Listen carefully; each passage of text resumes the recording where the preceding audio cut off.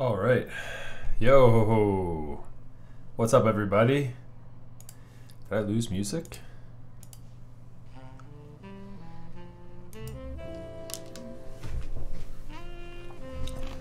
Hello, everybody. We've got a new overlay. How is everybody? Does everything look good, chat? Look at our new and improved chat window. Oh, I'm finishing my dinner. Sorry about that. Yeah, so I switched up a couple of things. The starting scene I worked on for what felt like forever today. Did you guys catch the starting scene? What's up, Yeffy, Justin? Good to see you guys up in chat. What's happening, Atticus, Burb, and Jacob, and Jans? How is everybody? Hello, everyone. Welcome. It's another Max F stream. Yeah, so the starting scene here, let me show you. So it has a little slideshow on it too. Oh, I love it. Here, take a look.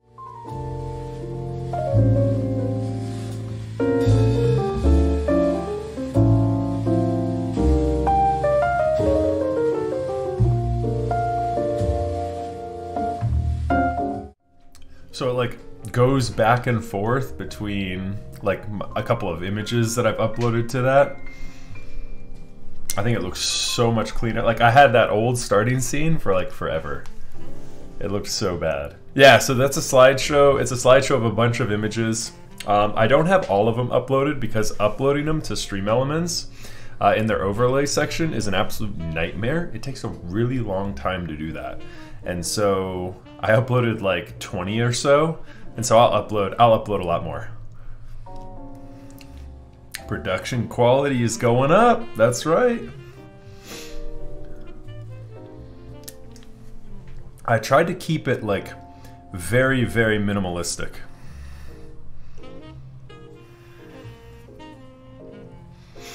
What's up, Gio? Do I look a little bit out of sync?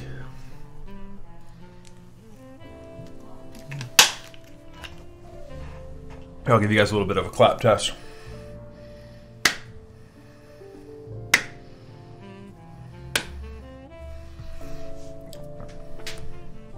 Is it good, or are we a little bit off?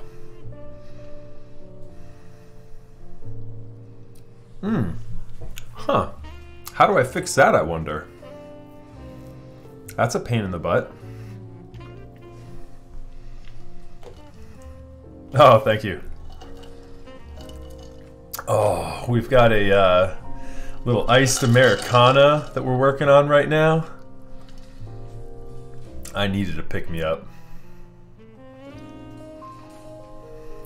No, Yeffy, that's a, it looks like my microphone is peaking too.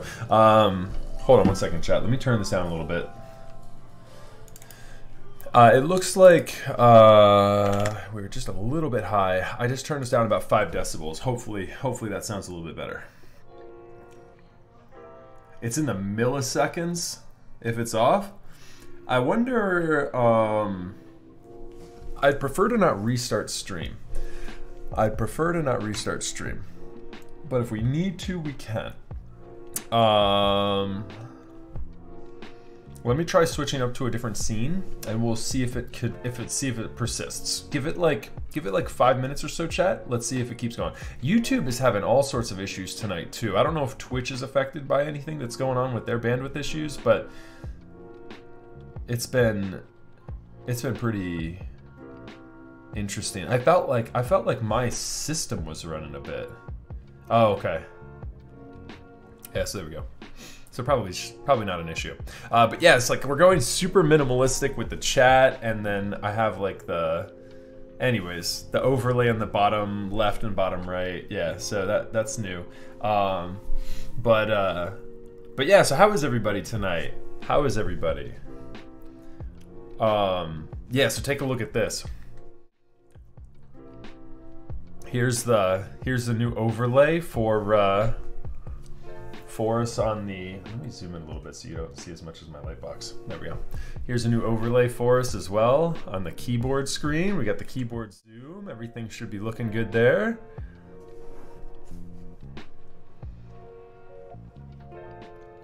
Oh, thanks EBH. And there's the new alerts. So the alerts have been updated as well. So a little bit of a transition. I haven't messed with adding in like custom transitions between all of them, but yeah, I'll do that as well. I'll add a couple more. I was going nuts in the After Effects today. So, anyways, how is everybody? Welcome again to another MaxF stream. Thank you as always for tuning in. We have got a fun build tonight. We are rocking some round one gear for this stuff, chat. So we've got the round one Tangerine switches, the cloudy top Gateron Tangerines. These have been lubed up with 205G0 and filmed. They have also been spring swapped, if I remember correctly.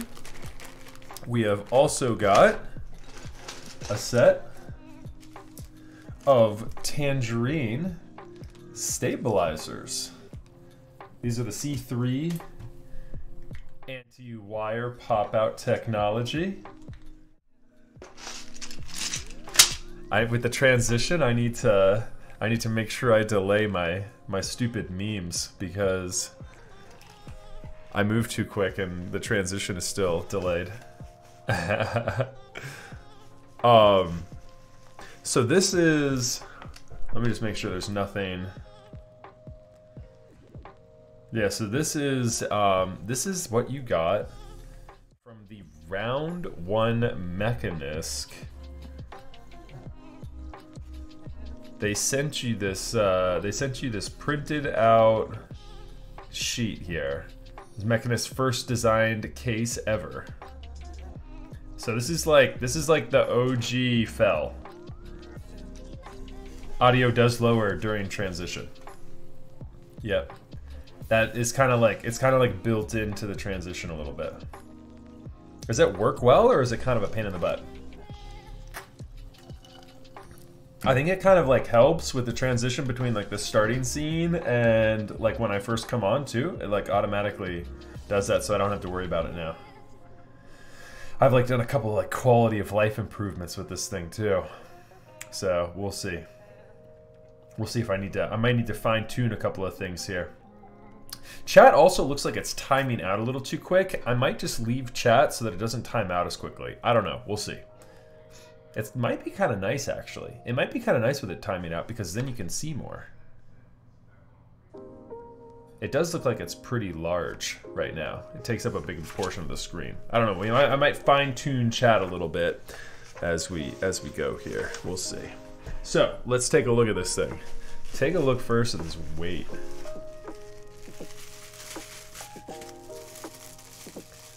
So this is the round one.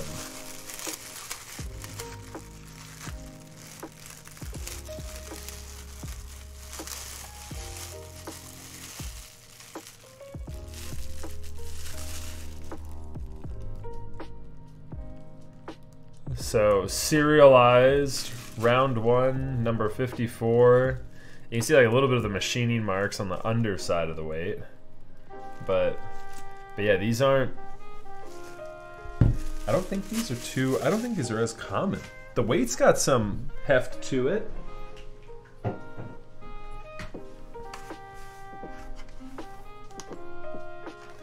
It's a chunky little 60%. So the weight is 1 pound and 1 ounce. So just about 1 pound on this guy. And then the case. So you guys saw the Tangerines. You saw the Tangerine stabilizers and switches.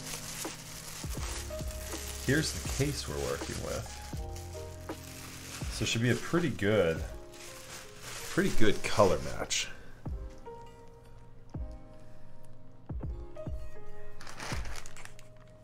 When all is said and done, you know, we've got the tangerine everything. I think chat is okay if I just make the opacity just a little bit higher. So in this guy clips in here. underneath. It goes like that, so you just see the stainless.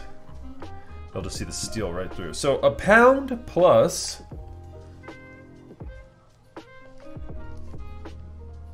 3 more pounds. So this is just unbuilt with no plate. It's gonna come in at just about 4 pounds. 4 pounds, 4 or 5 ounces, somewhere in that 4 or 5 ounces range. So let's go ahead and put this guy together here. Got some hardware over here. So also you get this little bag. It looks like a couple of stickers from Mechanisk, and then a card with the support lines and their website on there. Comes boxed in pretty thick foam, so you can be pretty self-assured. You're not going to have any issues with it arriving in one piece. At least you'd hope.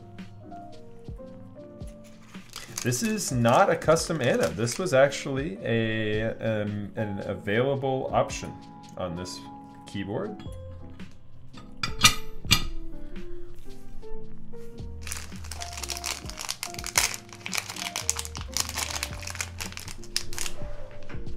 Looks like it might be though, right?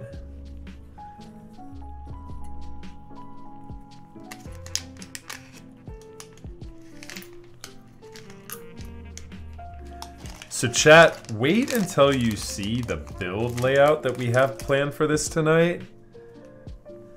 Y'all are either gonna love it or hate it.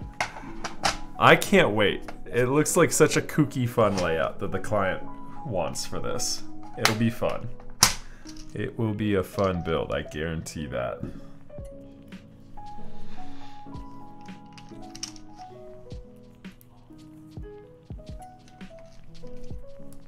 Yeah, the weight is pretty cool looking, am I right?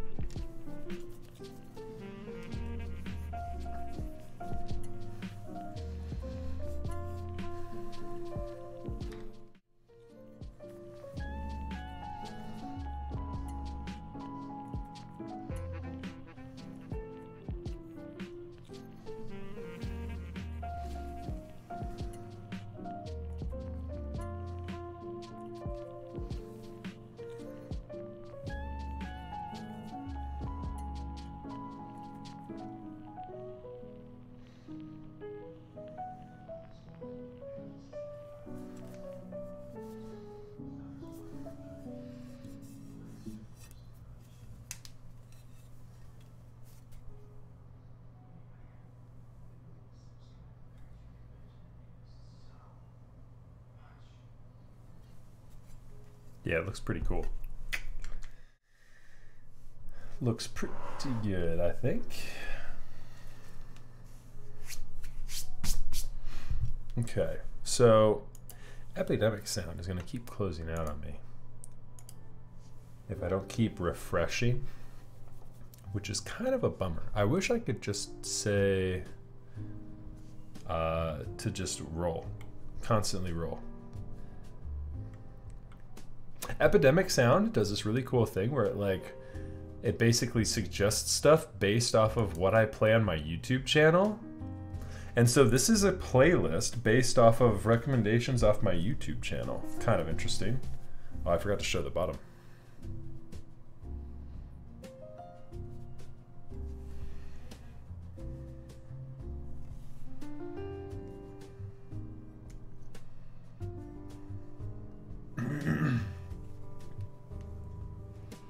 Yeah, this is a tray mount though for this one.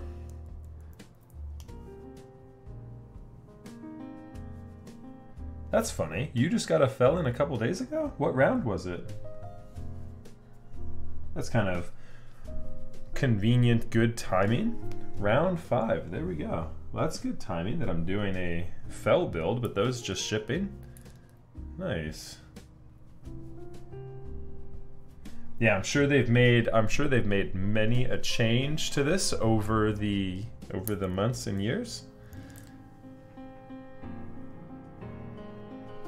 This round one though was a thick block for sure.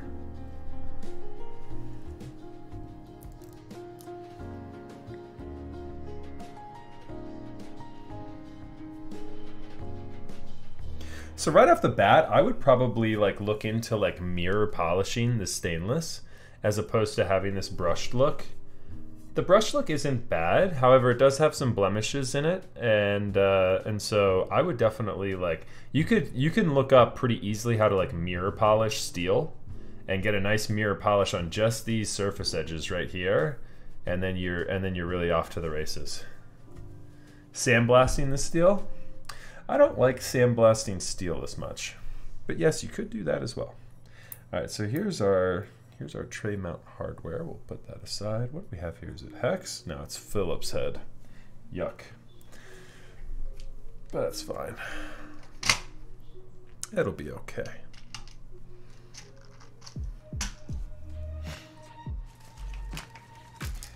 So, chat, are you ready to see some Swiss cheese PCB? Swiss cheese PCB plate action. I actually like prepared everything before I went live tonight. It's like the first time I've done that ever. So we've got a banana split. Havarti or Swiss? Well, right now we're walking Swiss. Look at that bottom row. This is the banana split PCB. So you know we're doing a split spacebar on this thing.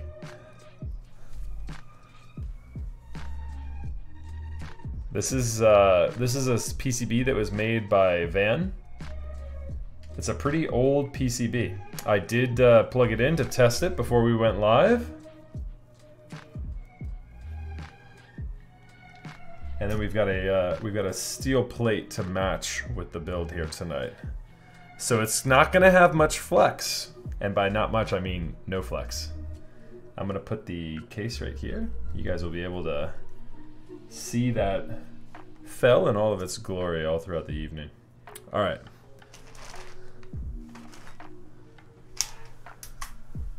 Let's go ahead and get some stabilizer tuning started. As I mentioned, I already tested the PCBs, so we're good on that front.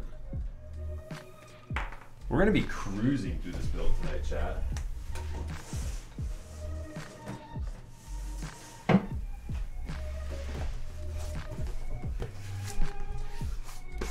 And as I say that, I've got some solder on my some flux on my mat here, so let me wipe that off. I'll be back in just a moment, chat. I didn't make a BRB screen. I should have done that.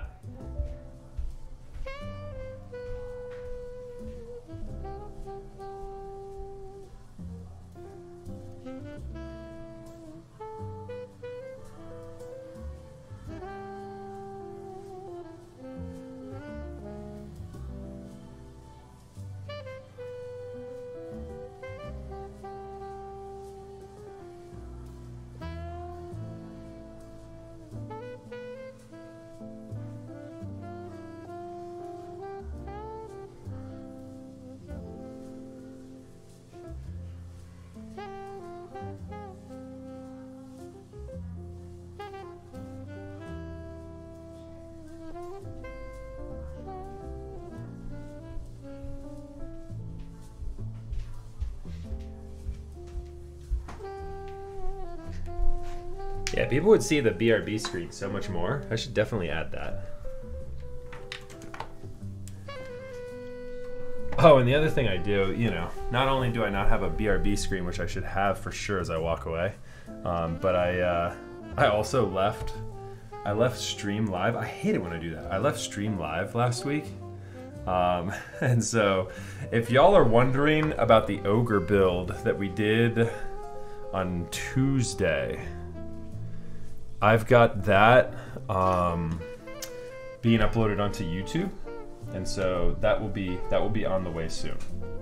Soon, TM. I wish I had just a little bit more space.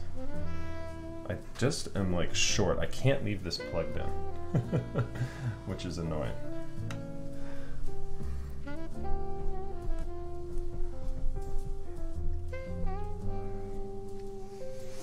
Okay. So we need a total of, chat, do you want to actually look at this? We need a total of 4 stabilized keys tonight. A total of 4. Thanks very much for the follow there. Appreciate that.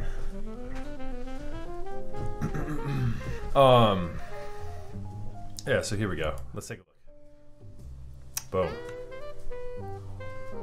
That cuts off a lot on this screen. But yeah, so this is the layout we're doing for tonight. Let me see if I can move that over a little bit so you can see it. So the circled layout is what we're rolling with for tonight. So we have kind of like a wild, wacky sort of 60% here with a split space bar, stepped caps, ANSI layout, but with that arrow cluster on the right. So it'll be cool. It'll be a cool build. Okay.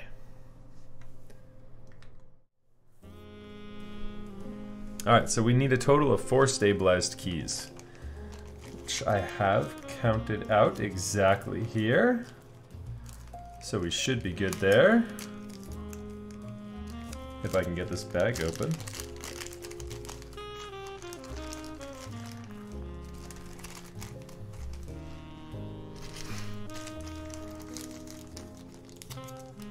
Yeah, right? 1, 2, 3, 4.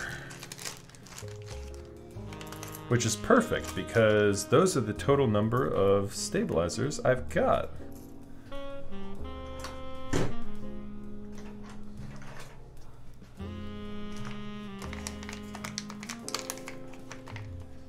So I hope everyone's having a good week so far.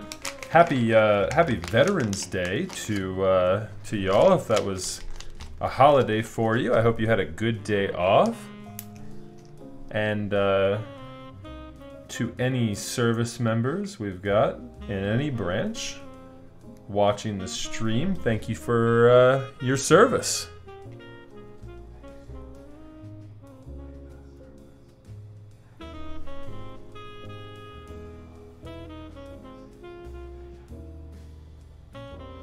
Alright, we're just going to tune up some stabilizers here.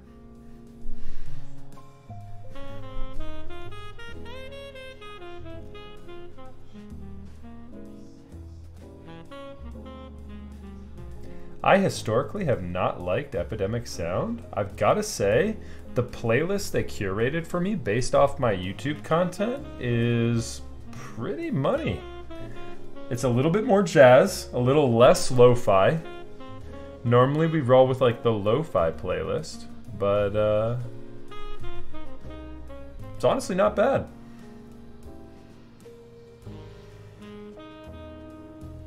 What do y'all think, chat? Do you guys like the lo-fi playlist a bit more, or do you like the jazz? We're going true budget Nathan Kim.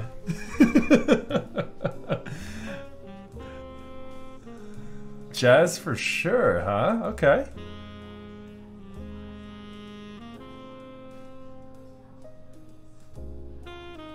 Well, there you have it. Man, nice. I'm digging it too. Normally I like the lo-fi, but yeah, I'm digging it tonight. And I'm a little nervous about the DMCA's going out, and so I'd like to not have to remove all of my VODs. And just don't do Christmas jazz. I will try and avoid it. I don't know what we're gonna be in store for here. I assume it won't be much Christmas jazz, if any, because Epidemic is like, you know, curating this, and you're probably just gonna get more of what you're listening to now.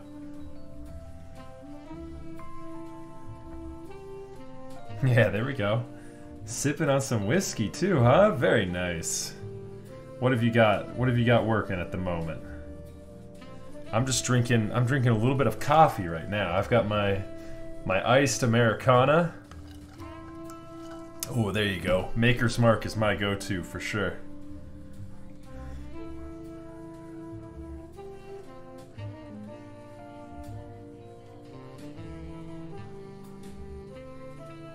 Do you mix? Do you chase it? Do you add a little bit of water? What do you got? What do you got working with that one? Frequency.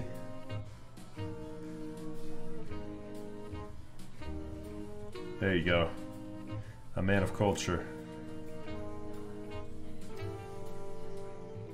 So keeping along the same Mad Men vibes, I've started to spec out a couple of audio items for my living room. I am by no means ready to pull the trigger on them yet, but I have a record player, a couple of speakers, and a tube amp, and a DAC combo that I might start looking into. I need to do more research on the tube amp part, and I've actually been thinking about making my own. But I want to get like the whole living room set up with the audio stuff. I just love the idea of like sitting down in the living room.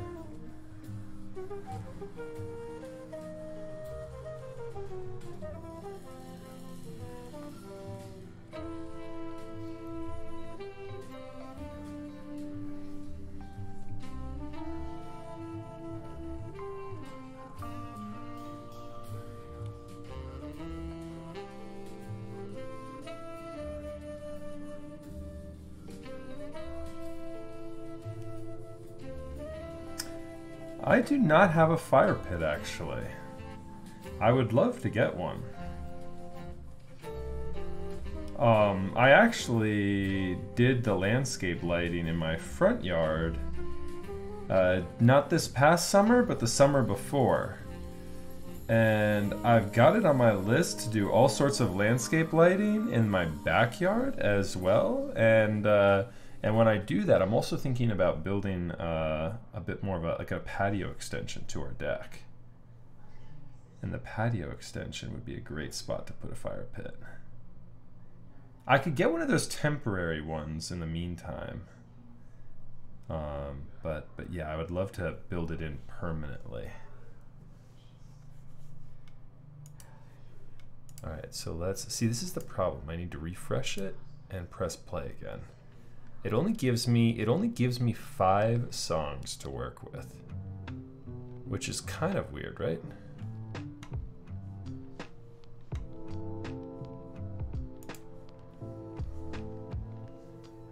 What I should do is I should just keep adding the 5 songs to a larger playlist, as long as we don't get ones we don't like, and then I'll have curated by the end of it a really nice long playlist. Yeah, it makes such a difference. The grass is doing pretty well. We've got a pretty decent yard. And Jacob, I'm outside of DC, so I'm actually, a yard in DC would be a huge flex. I'm actually in Northern Virginia. So I'm not in the city.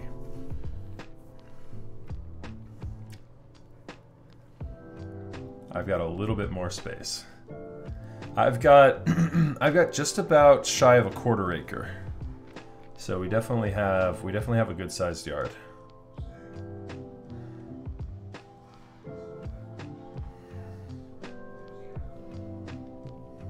Yeah, so I grew up in McLean as well. I'm in Fairfax, or just outside Fairfax right now.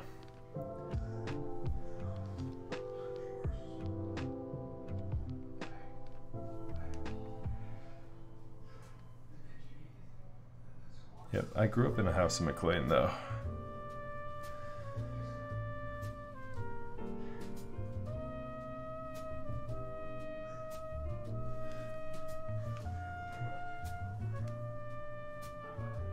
No, so we were in Alexandria City when I went to high school.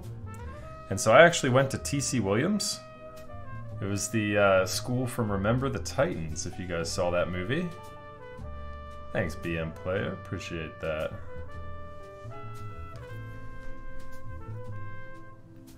Hello to you. Welcome.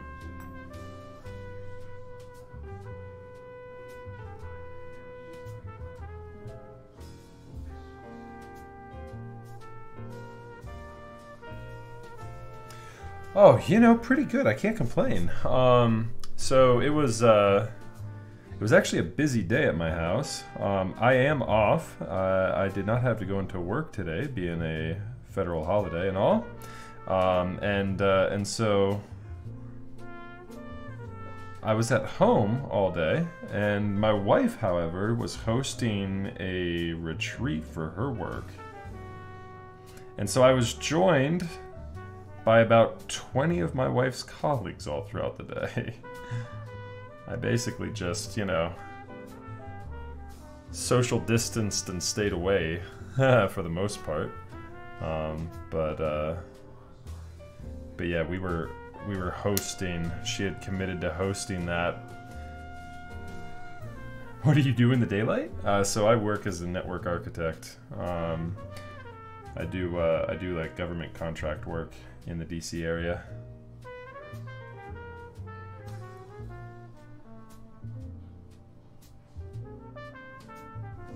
Oh, no kidding. It's a small world, Jacob. Very small world. I'm reminded of that quite frequently.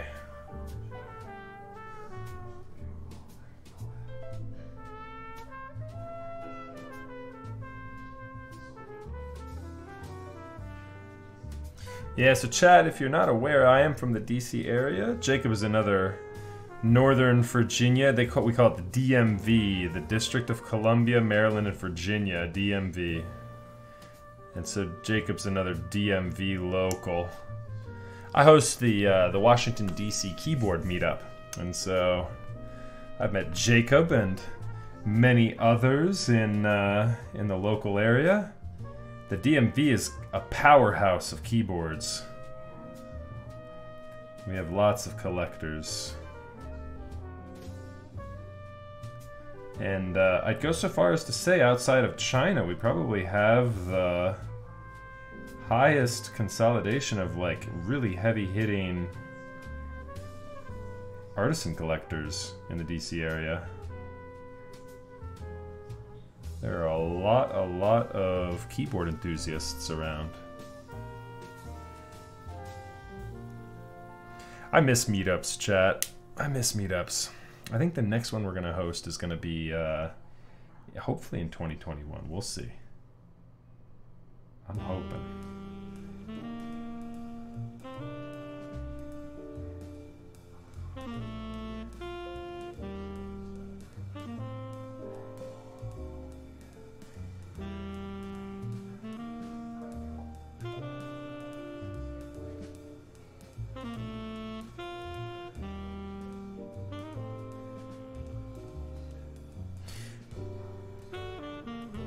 Nova Scotia, very cool. Yeah, that's good. That's good that it's under control there. Hopefully it stays that way. Yeah, we're ramping up again here in the States. I think we're at about... the numbers are pretty crazy. I think we're at like 200,000 new cases a day at this point.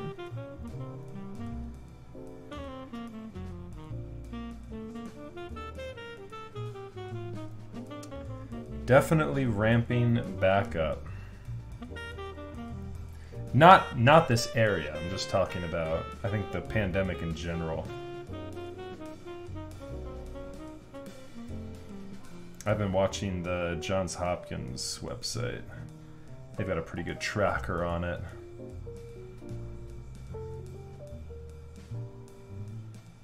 Yeah, yep. Yeah, COVID has been interesting. It's really been a weird year. Flipped everything on its head, pretty much. A lot of people getting used to teleworking for the first time, and probably getting quite accustomed to it. It's an easy thing to get into it. Not so easy to have to get back to it if you have to go back to client site or whatever.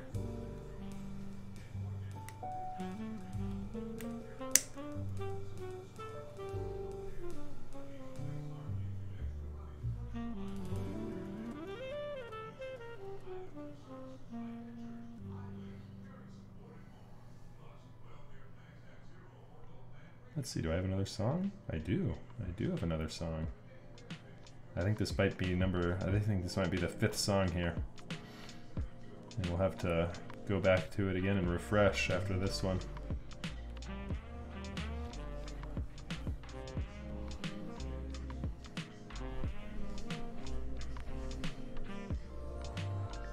Yeah, well, Portugal's a lot smaller though. I mean, you have to start, if you're looking at it like based on locality, you have to look at the numbers based on per total population. So like 200K a day for the States is, you know, probably a very small percentage. You know, but yeah, that's kind of where like you want to looking at total numbers can be a very deceiving thing. It's you know, kind of one of those things that like, you know, politicians wrongly focus on that, and you know, public health experts are, you know, obviously tracking the number per total population, not just total.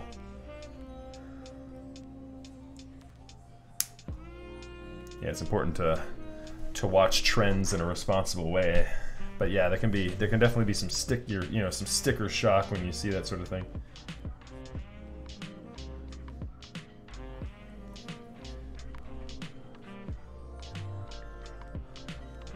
But yeah, no, I mean, I think it definitely, I mean, regardless of the number, you know, it's all too high. I would love to be done with it. I think we all are there. I think we're all there. Tired of it, right? And then, you know, people start getting lax with the quarantine when they get tired of it, and then that, you know, helps to accelerate the spread of it if people are getting tired of it and going lax on, you know, the social distancing rules and all that. Makes it hard. Blame China. Yikes. I will not do that. I mean,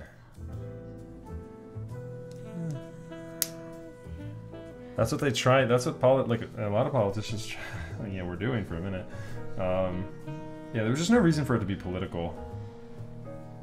I have to say, we don't talk about politics on this channel. And I never err to one side or another. I don't care if you voted right or left. Doesn't matter to me. But I have to say something. If the current administration had treated the pandemic with a bit more, how do I want to word this? If they had treated it with a bit more, you know, responsibility, and if the verbiage around it had been more like, you know, let's come together as Americans and not make it a political thing, I think Donald Trump would have gotten reelected by a landslide.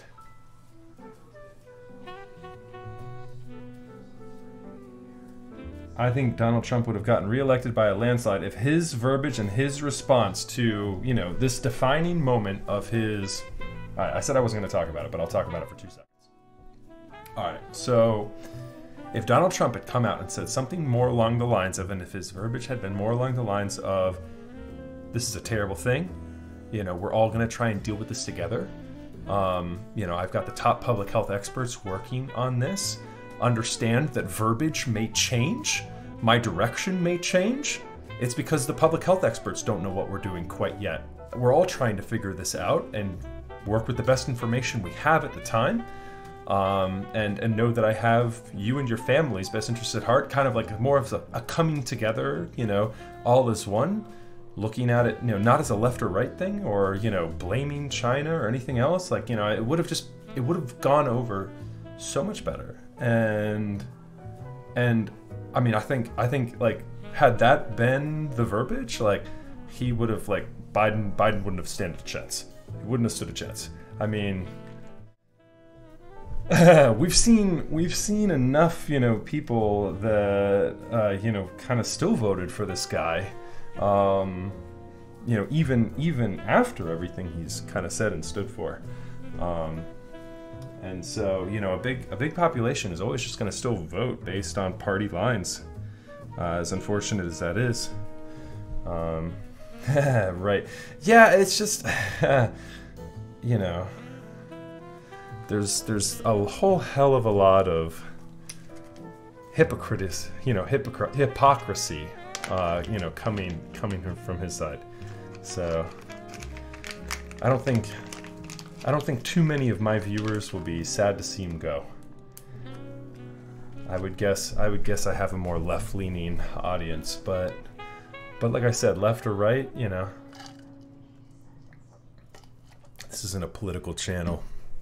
I just try and speak based off my observations and, you know, kind of what I thought, what I would have done in that situation. It's hard to say though, you know. Hindsight is always 20/20. But that's just not Trump's forte. That's not what he's known for. It wouldn't have been as combative enough for Trump, I guess, right? So that playlist was good. I liked that. We're gonna add those songs that we had just listened to a build stream playlist. Boom. Boom. Boom. I liked all those. I just added all those tracks to our playlist. I just refreshed. We've got 5 new songs now to listen to. And we'll see if we want to add these to the playlist as well.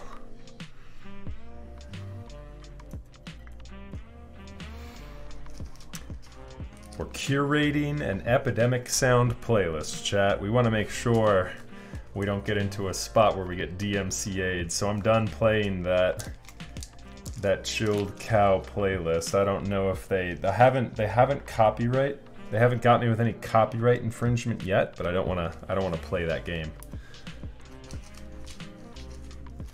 I definitely don't want to get served a DMCA.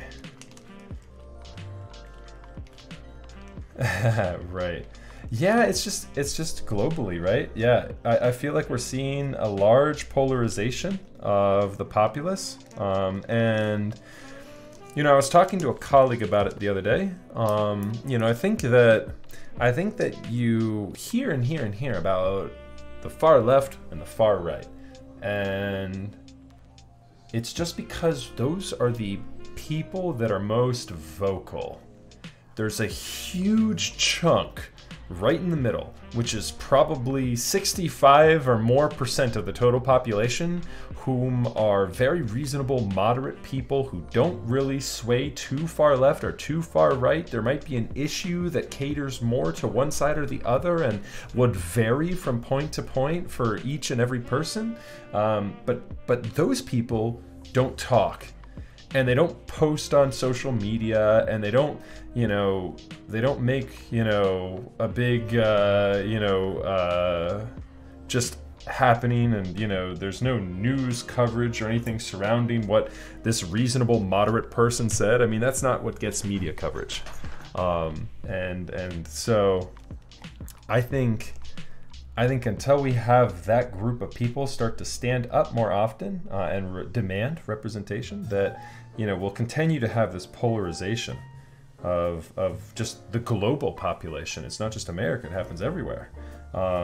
And so I'd love to see that. I'd love to see that. I'd love to have more people who are moderate stand up and say, "Look, the far left and the far right doesn't represent me." I think a lot of people would fall into that. And I would love a political race between the president or whoever else, obviously the president for me here in the United States, between 2 candidates whom I have a genuine trouble in selecting between the 2 of them, because I feel like they both represent me on some level or another. Whereas instead, what I have now is who am I voting for that, like, you know, I mean, who do I hate the least is more I think where a lot of people are. Like, I don't really like this person, but I definitely can't vote for this person kind of deal. I think a lot of people fall into that category. I could be wrong, but that's my 2 cents.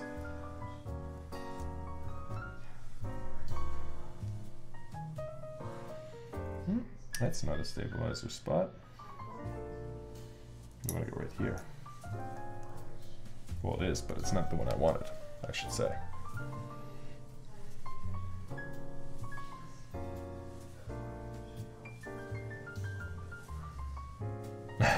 Right. Yeah. Non-fact checked news sources and posting on social media. You know, that's a big problem, and it's gonna take the entire population thinking more critically and calling that sort of thing out to say, you know, hey, that's not right. You know, you can believe that if you want to, but here's a lot of scientific evidence proving that incorrect. Fake news though.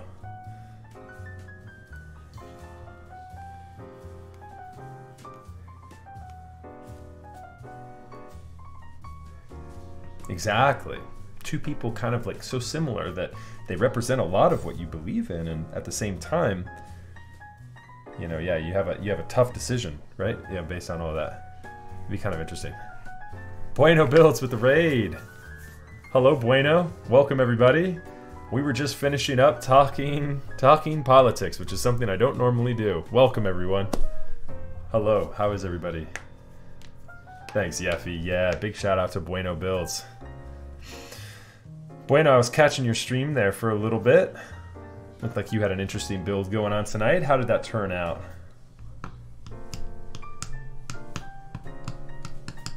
Haha, I love that. I love that emote. It is not an orange bower. We're working with a round 1 Fjell. This is number 54 of the round 1 Fjell. Oh, that is not a mark. That's just a little bit of whatever. The LZCLS, that's right. Nice. Very cool. We've got a very interesting layout going on this board here tonight, chat. We're working with a set of 1.25s here. And then I need to figure out which stabilizers go where on this guy. So we're probably going to have to load up the bottom row so I make sure I get the stabilizers in the right spot. So let's go ahead and start doing that now. Yeah, it's a cool orange. We've got Tangerines to match, also round 1. And then we've also got these tangerine housings. So it's just an orange all-around build. These are not the keycaps we'll be putting on when all is said and done. Bueno, did you get the DMCA yet? Have you had a notification? I didn't get a DMCA, but I got a notification that said that, you know, they're starting to send those more out. And so I'm using Epidemic Sound tonight. Hey Raz, good to see you, brother. Yeah, absolutely. Schoolwork comes first, brother. Good luck with that. Let's get some 1.25s on this here. So the interesting thing about this keyboard as well is we're working with a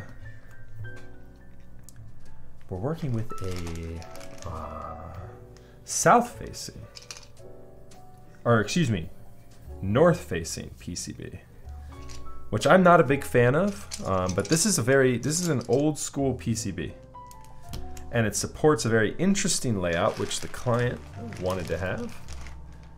Here's the layout we're working with here tonight. So as you can see, we have this split space bar, and a real interesting arrow cluster here. You can see that there.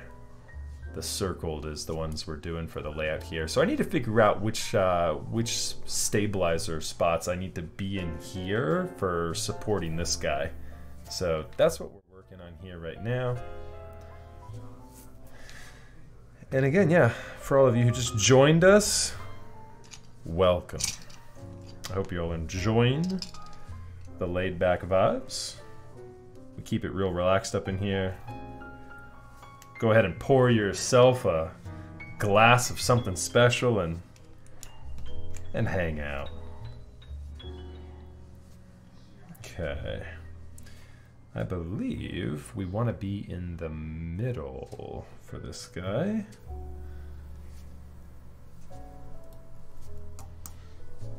Let's take a look here.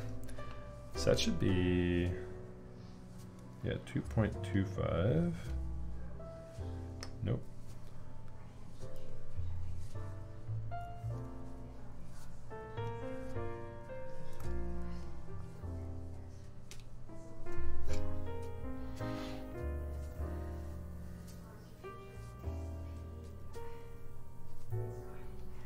Yeah, Alpha, thanks. We did. We updated a whole lot. I have a brand new starting soon screen that I worked on today. I was home from work, and so we got that going as well. I'll show you. These are the round 1 tangerines from Gateron. So these are a Gateron cloudy housing with the tangerine stem. I'll show you guys real quick the big thing that we updated. Take a look at the starting scene.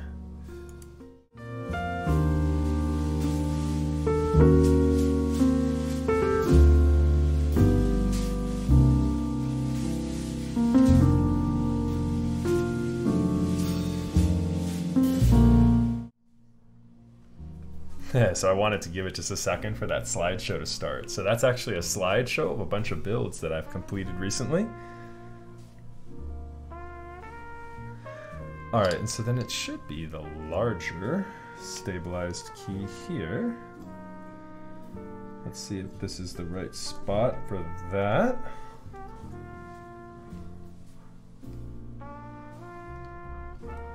Nope, it needs to be over one more. There we go. A glass of whiskey is like almost required, right? I think Chad is digging it tonight, though, Yeffy. I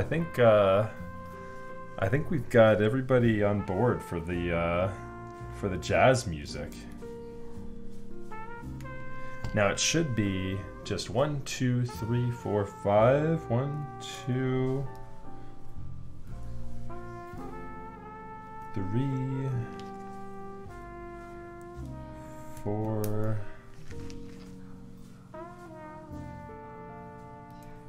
5 1Us. Now, let's see if that lines up correctly. Bear in mind, I do not have the proper profile on any of these keycaps. I'm just making sure I've got everything spaced correctly.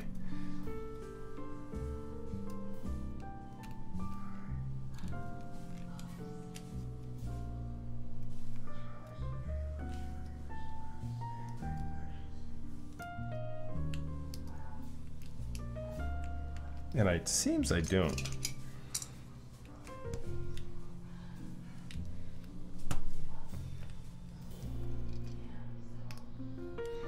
It appears as though I did not have everything spaced correctly. So let me start from this side. Get these 1Us in the right spot. Ah, Briz. Burb is the word. Burb is the word. There we go. Thank you very much. Making you blush, huh? Oh my. Ooh. 2,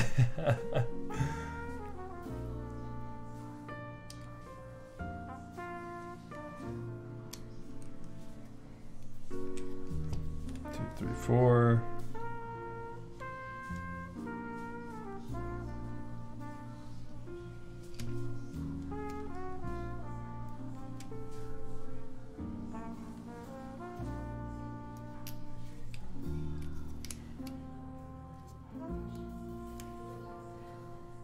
There we go, chat. We did have everything in the right spot.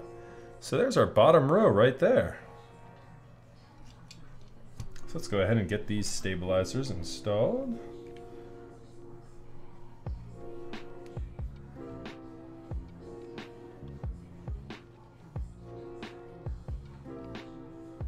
So Snack, I actually started streaming builds about 2 years ago.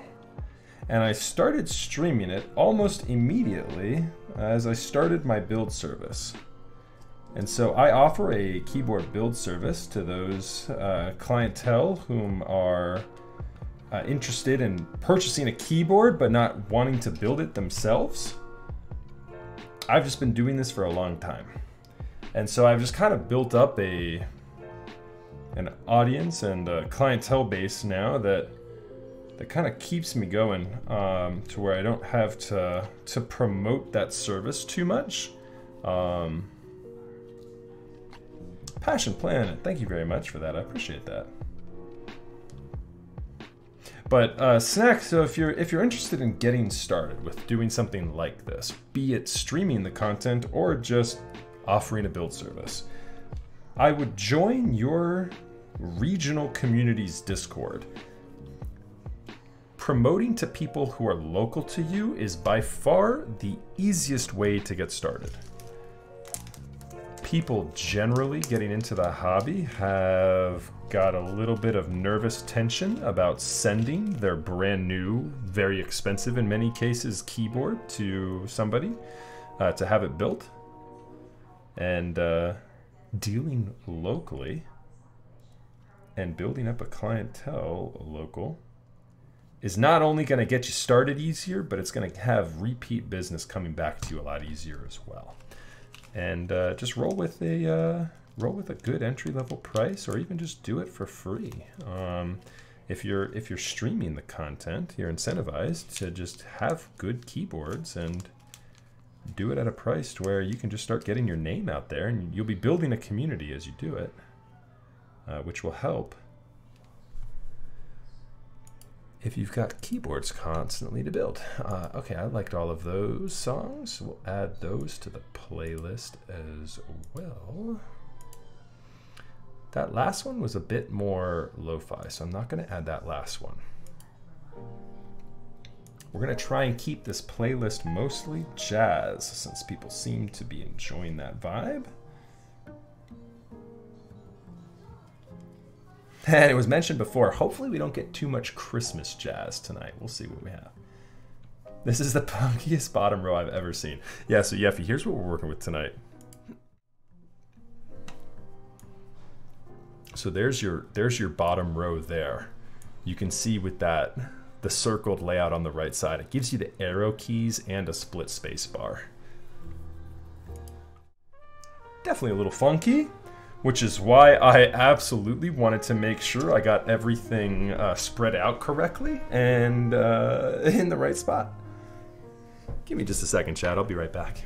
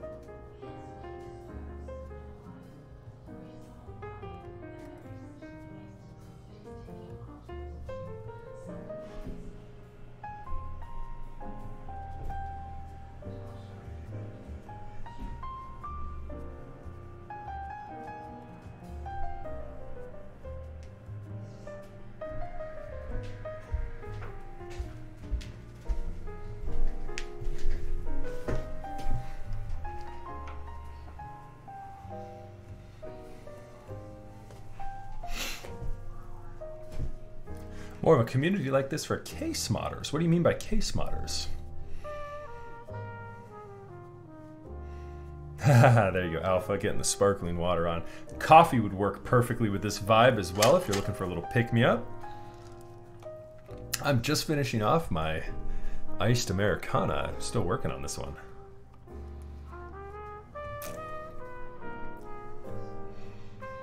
You don't even have one streamer in Portugal dedicated to custom keyboards. There you go. Import taxes would be quite prohibitive of that. I know Simon, Black Simon, who streams quite a lot of content. He does some keyboard builds. If you subscribe to him on Twitch, he'll provide to you a build at a very discounted rate. Simon is one of those guys whom it would cost you a lot of money to get your keyboard to him. However, I was actually the first Westerner to ever use a keyboard built by Simon. I traded him a Duck Viper that I had built up, and he sent me a M65 built up. And so we did a little swap on that, and yeah, we had fun with that. He's still got my Viper. I don't have the M65 anymore, unfortunately. I shouldn't have gotten rid of that one. That was a really well-built board.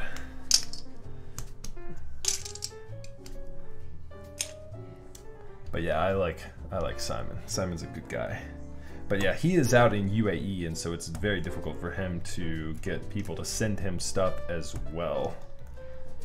He's just so far out there, and shipping costs and everything is just so prohibitively expensive.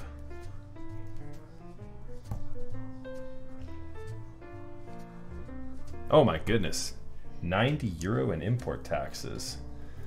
That's a big yikes. Yeah, I just sent I sent a keyboard back over to Europe, and it cost me about $80 total to send it. It was the cheapest I could find.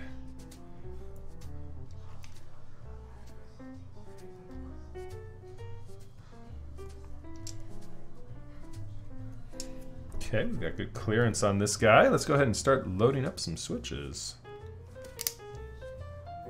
Oh, you know what we've got, chat? Might have a little bit of a problem loading up switches in our usual way here, because this plate allows for the switches to go in a couple of different places. We might need to just try and wiggle this in here a little bit. I do believe this is, I think it's it might be aluminum. I thought it was stainless at first, but I think it's actually aluminum.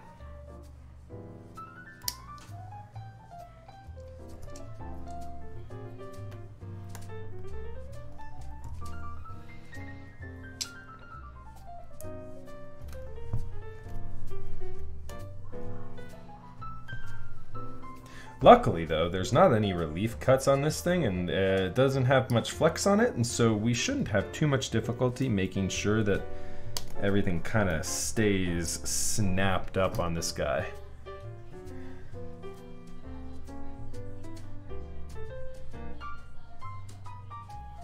Gateron black inks, KBD fans, Tofu 65, aluminum case in gray, hot swap plate, brass or polycarbonate. PCB is hot swap and plate is brass or polycarbonate. Stabs to rock stab. I would change just a couple of things up there. I would prefer, if I were making this for my personal arsenal, I would do a polycarbonate plate. Not really something to change, but that's what I would choose between those two plates. And I would do a solder build. Hot swap is okay, but I would do a solder build personally. And I would do C3 stabilizers over Duroc. Duroc has had too much quality control issues for me personally to recommend them. I've got a couple of Duroc and Everglide stabilizers that are in my inventory now that I'm not even going to use, because I haven't gotten a good consistent result with them. There's too much twist and turn in the housings, and there's too much warp in the space bar. So I can't recommend them. They look nice though too, which is a shame.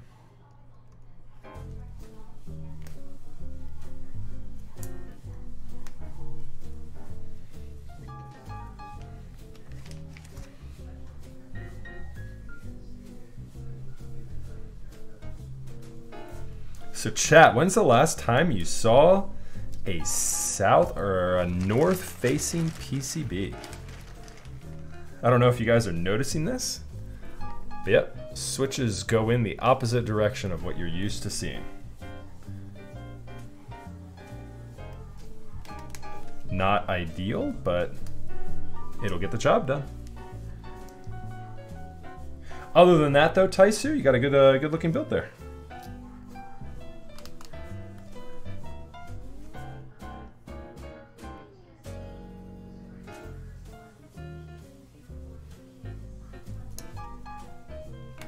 Absolutely. Happy to help. Thank you for typing out a coherent full request. Makes it easy for me to provide input. Correct. North facing would be towards me with the pins. South facing are the ones you're looking at. Or no. South facing are the ones that face towards you. That's south facing. That's north facing. So these are north facing.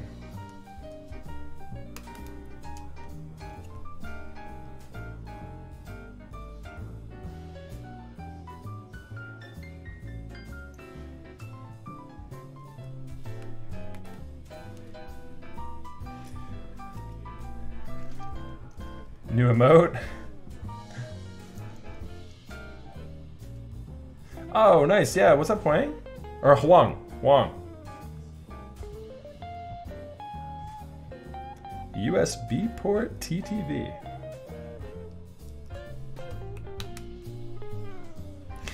I can only speculate on what you stream on Twitch, USB port TTV.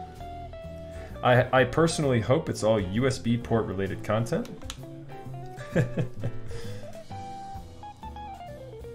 That man's got your I/O covered.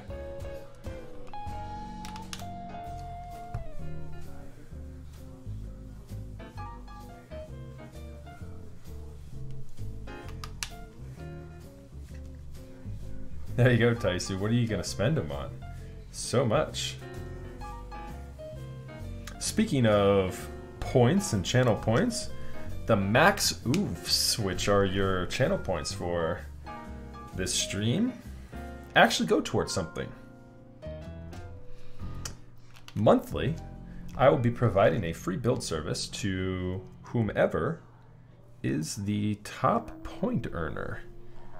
And so Sweetchiro's not getting the top point earner this month.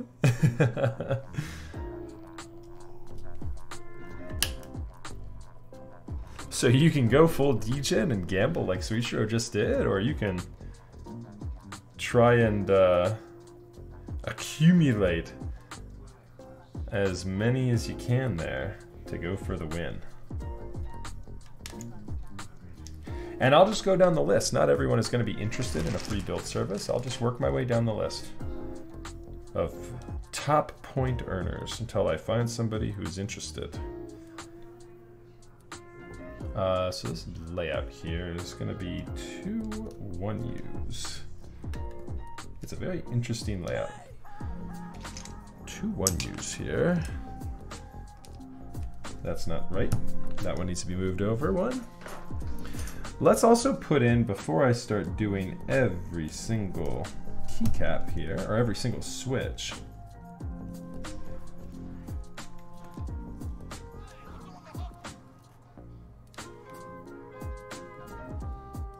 let's do our stabilized keys and see if they sound good to go.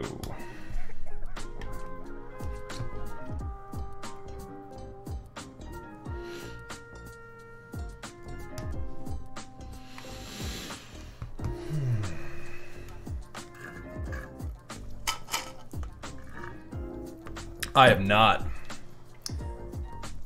But you got that Xerox board, right?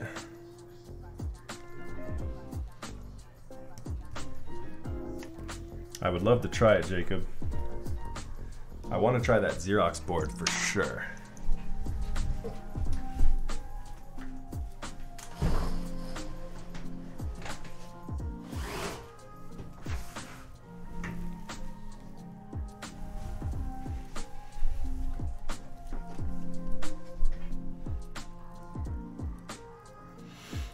It's not too cool out right now, actually. I'm not going to open the window. It's a little more humid than I'd like. I need to turn the AC on. It is a little too warm with these lights on in my office. I want to start sweating. I always catch that too late. Okay, let me see here. Where is it? Let's go here. Give me just a second, Chad. I'm turning the AC on in my home.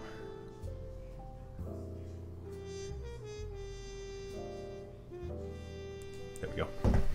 Okay. You got a Xerox with neon green Alps for $85? Are you kidding me? That's like an $800+ keyboard. Are you kidding me, Jacob? Wow, dude. What did you like find one at a yard sale? That's incredible. No, I mean, I trust you. That's just absolutely incredible, though.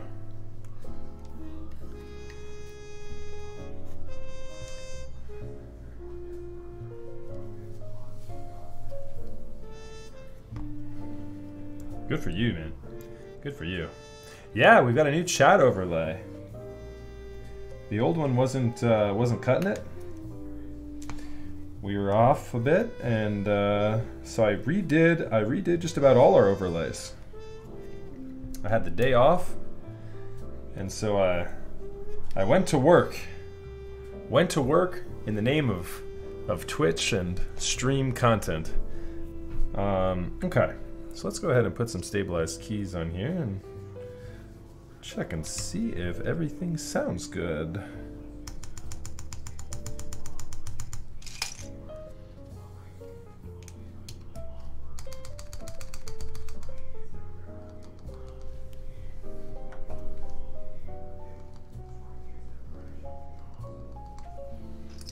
That's all good there.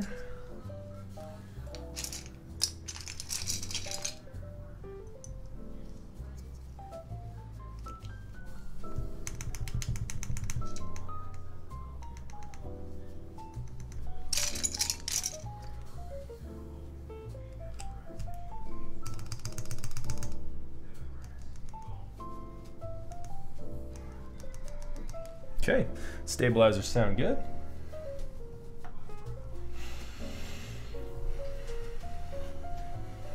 Thanks, Rim. Appreciate that. Okay.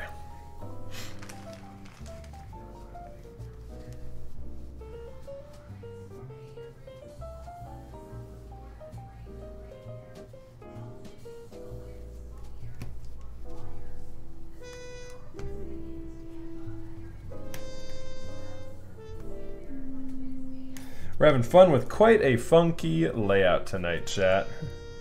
You can see we're building a Fjell round 1 here. And we've got a banana split PCB, which supports all kinds of funky layouts, and including, as you can see by now, this split space bar, arrow cluster, bottom row.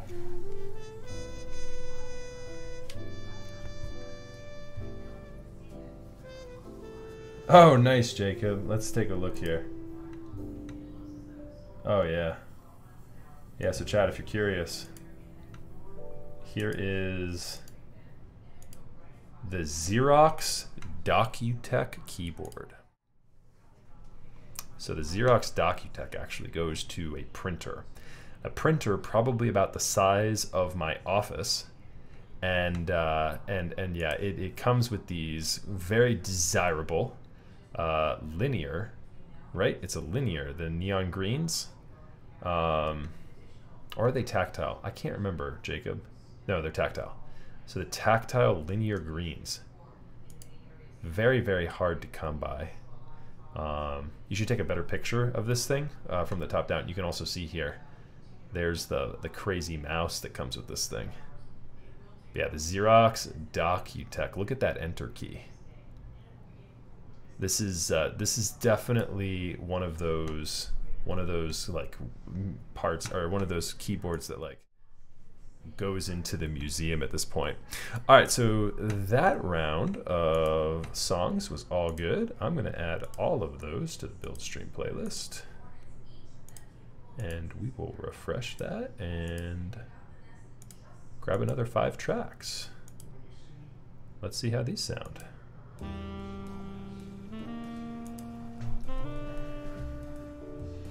Yes. Yep, you're absolutely right, Bon Bon. You can get an absurdly large amount of money for that keyboard. I mean, it was $800 back in like 2017. So, I mean, that keyboard now, you would probably be cutting yourself short if you sold it for anything less than $2 grand.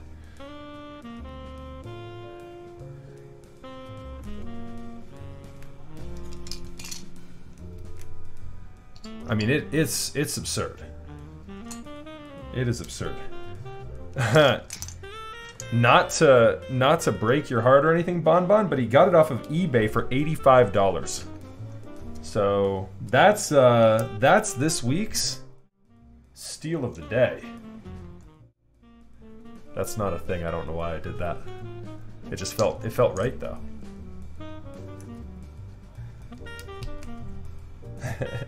It certainly felt right. Okay, now if I remember correctly. Also, Jax, what's happening, brother? It's good to see you, my dude. If I'm remembering correctly, we have a space bar like there. And let's get a couple more 1Us on there. That's all lining up as it should. So forgive the profiles, but yeah, here is the keyboard layout. So you can see you've got this really crazy arrow cluster 60% layout here with your shift key. And if I'm not mistaken, it still gives you the ability to have a full bottom row. Is that right? 1, 2, 3, 4, 5. How many bottom? 1, 2, 3, 4, 5, 6, 7, 8, 9, 10. 1, 2, 3, 4, 5, 6, 7, 8, 9. No, so it cuts you short. It cuts you short a key with this. So because we're doing this layout here, you can see the circled layout over onto the right a little bit. There it is. Because we're doing that layout there, it cuts you short on your question mark key. And so there's a little bit of a trade-off. You have to put your question mark key or some other key on the bottom row. You have to put it on a function modifier. Certainly have plenty of layers to be afforded the ability to do that. You know, and the client I'm building this for just, he knows everything. He doesn't have any questions. And so why does he need a question mark?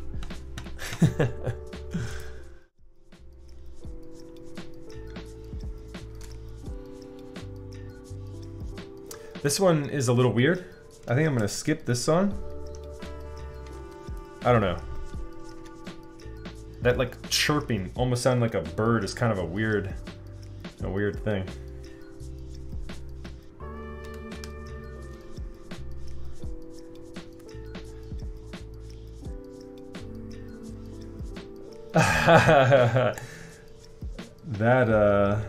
That's understandable, Jax. I hear you. Nobody's done a 65% with a blocker before. I mean, that's innovation at its finest, baby.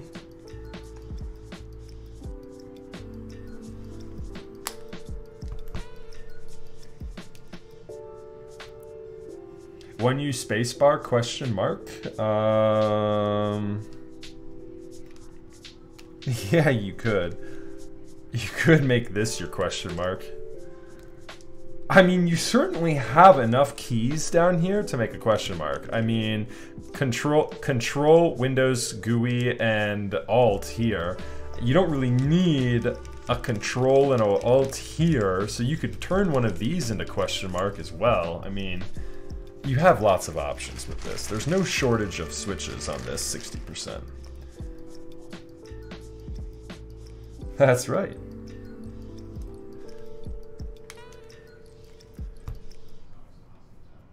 $60 IBM Model F. Oh, the Kish Saver? Yeah, the modern Model F project is a pretty cool project too. Those keyboards finally shipped. We had a good fellow on stream who owns one of those. Zach Adams. We were building the little Z for him last week. He's got one of those keyboards.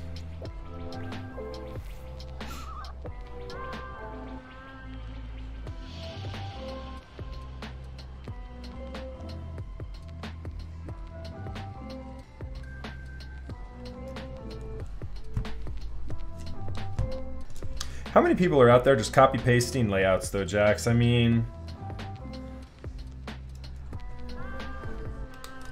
there's a lot of similar designs coming out. You know what I mean? It's just not much innovation.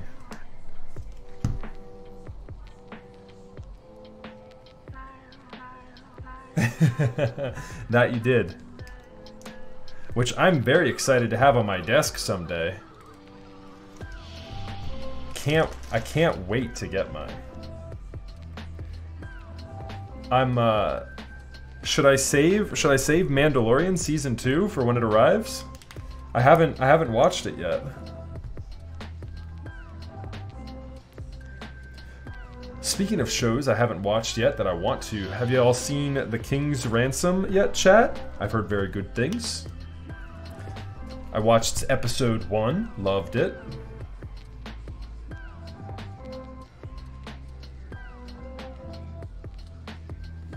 Carbon fiber steel version is more Mandalorian. That it would be. Was there a steel variant? You're absolutely right. Is the entire case is steel with a carbon fiber plate? Carbon top, steel bottom. Ooh. You had me at carbon and steel. Where do I sign? My brain is nothing except the Fry from Futurama meme. Shut up and take my money, Jax.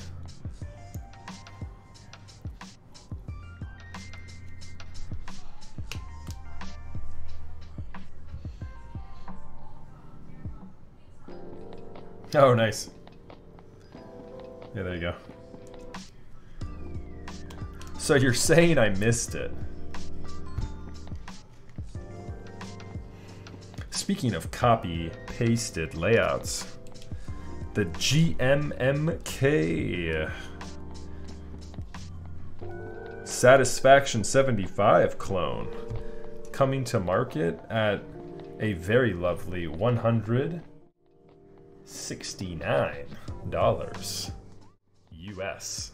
Ooh. They should have made it $169.69.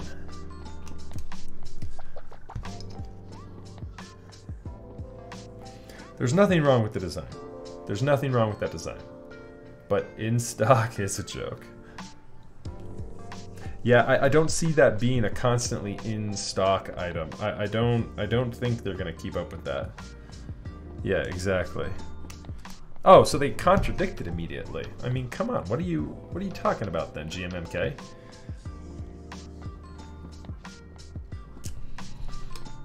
If it's an in-stock thing, it's just in stock. Say, coming soon, promote it, and then put it up on your website and say, here it is, buy it.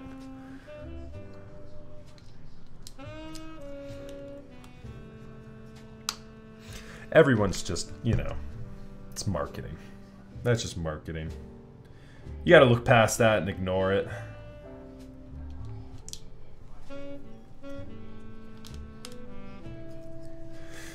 Yep. No, I mean, I understand that. I understand that. Okay, so here's the layout that we got rolling here for tonight.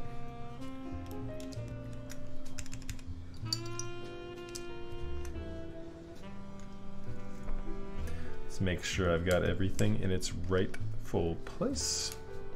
Plate is kind of nice, Chad. I'm kind of digging it. These 1.25s are all held down there. The only thing that's really Swiss cheesed on the plate are these 1Us. And then this middle section here for your space bar. And then you've got some Swiss cheesing here as well, because you have a numerous level of customization on those keycaps as well. So we're going to keep these keycaps on as we solder tonight, because we want to ensure that we are getting the keycaps on straight.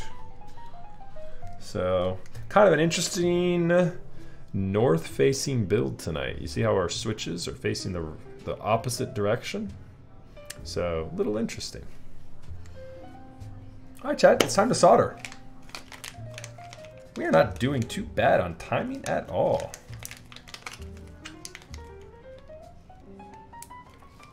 Yeah, so it's actually the Keyrative set, Jax. This is that $30 set off of the Key.company. They are red. They are red blanks. And yeah, we're gonna turn on RTX here in just a minute. But yeah, they are red. They are red. You know, it might just be a little bit of the color grading too, but they're not too far off. I mean, that's pretty much how those look. They're not a deep red. They are kind of faded. I mean, you can definitely see they're not orange though, because put them up next to this. That's orange, and those are more red. It could also be how the light is hitting it a little bit, maybe washing them out. They look more red when I put them up against something that's truly orange, right? It's why in the past, with boards similar to this, I've been able to get away with putting GMK Yuri on, and having it be, well, my face is orange, so, but sure.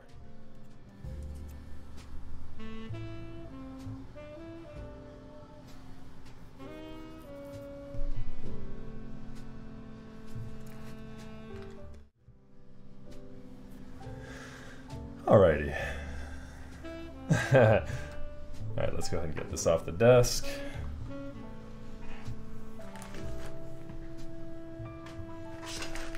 Actually, I'll just move it over here.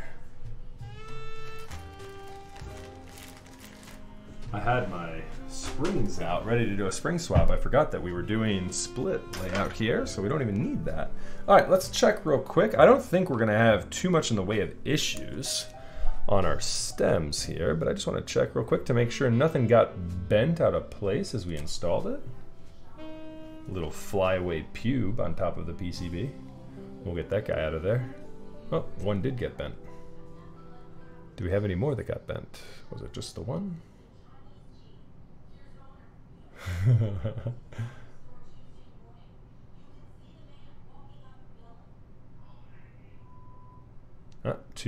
Two got bent. Three got bent. Three got bent. No kidding.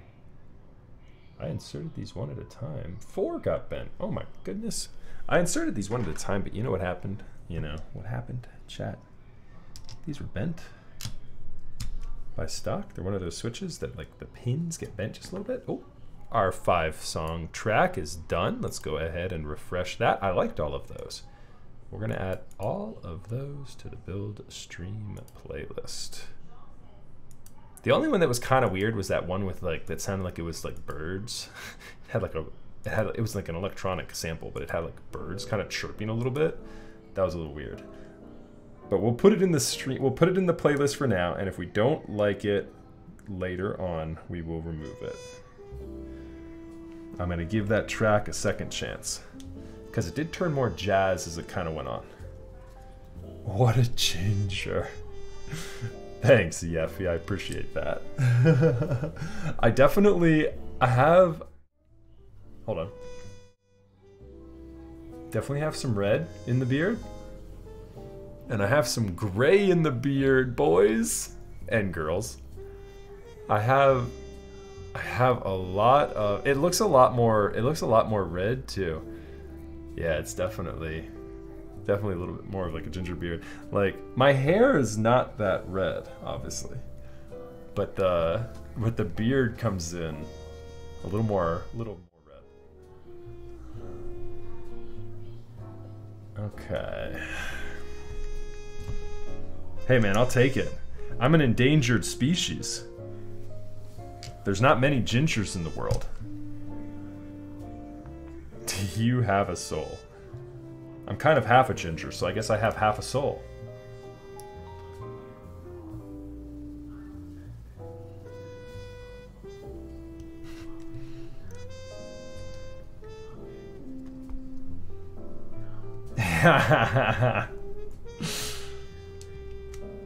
That's right. I'm constantly procuring more. If you have one for sale, let me know. That's a funny question. Have you guys ever heard the argument where a guy is talking? I believe it goes, and I believe what kind of adds interest to it is a devout Christian or somebody is talking to an atheist, and the story goes that, you know, basically the person who believes, and it doesn't need to be a Christian, just anyone of faith, says, well, if you don't believe in anything, or you believe that nothing exists, because if you're agnostic, you don't know what you believe in, but if you're atheist, you say you actively don't believe in anything. If you're atheist, then the guy says, all right, well, do you want to sell me your soul? If you don't believe in anything, then what does it matter? I'll buy your soul for $20. So the atheist then says, sure, I'll sell you my soul. Or do you? Kind of gets you thinking. Just one of those thought-provoking questions and stories. I'm probably not doing it justice. It probably goes a little bit differently. The story, the old tale, folklore tale, or whatever it is, I don't know. I mean,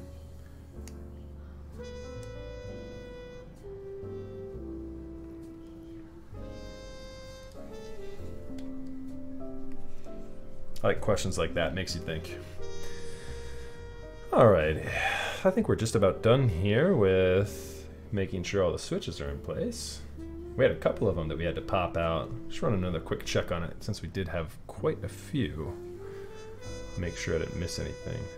I think it's the jazz music, Yeffy. The jazz music is making me reflect a bit more, making me think a bit more about life. We're being far too intellectual on the stream tonight. Guys, it's just keyboard content. We're just hanging out. That said, we do always try and do a little bit of AMA, and so chat, by all means, if you have any questions, keyboard related or otherwise. We talk audio, we talk video, we talk all things tech really on this channel. Feel free to jump in and ask anything of interest to you. I'm gonna go grab another refill. I'll be right back.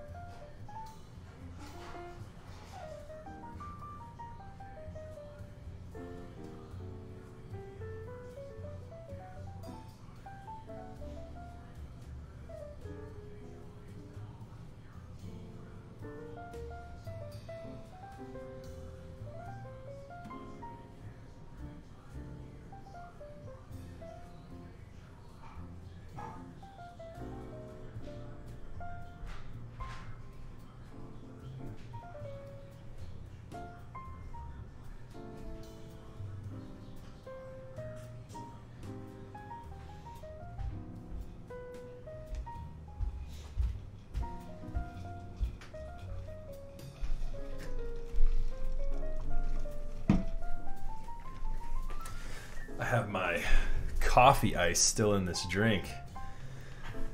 Oh, this water's still got a little bit of hint of it. It's great. I actually ran this by. So reached out to Sam over a year or two ago now at this point, and said, hey, send me your logo. I'd love to run a group buy of apparel. So I ran a t-shirt and a hoodie, and a couple people jumped in on it. Diego actually just posted an Instagram story building up the TGR 1.5, Jane. The Type Machina version with the t-shirt in the background. Okay, chat, we're ready to solder. I might run another buy though for it. There's always interest in running TGR apparel. I might run a more Jane-centric branded version of it this next time, and so join up in Discord. I'll absolutely post an update to that in Discord if we do decide to run it again. Won't be any markup on it. It'll just be basically for cost. You know, I'm just gonna make sure I cut even with that kind of thing, and it'll be very, very low key. It'll be something where like I send an update out to everybody in Discord, and if you want in, message me, kind of deal. And I'll put you on an Excel tracker, and once I have the shop up, it'll just send out the link to everybody who wants to buy one.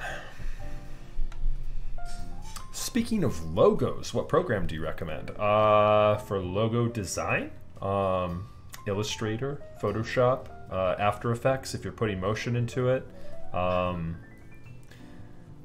I don't do logo design though. Dale X Snail, he's the one who did my logo. You can catch his Instagram in the link down below. I have a very Bauhaus-inspired logo.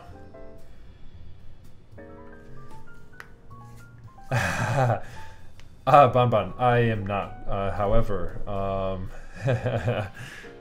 good luck with that hunt. I do have an Alice build coming up here in the next couple of weeks, I believe. I have a polycarbonate Alice coming in, I think. It's actually a client's. Let's go ahead and get started with soldering. Chat, this is always a good time for Q&A. So by all means, hit that at me if you have a question you want me to reply to, just to be sure I don't miss it. I always generally catch those highlighted messages for sure. Anything keyboard related. I don't really like the meme of hot takes, but I'll try and give you my biased opinion on things.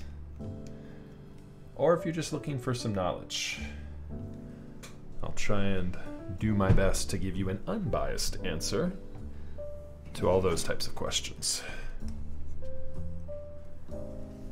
Benefit from my years of experience in this hobby. I've been doing this for about 5 years now, almost 6. Kind of crazy.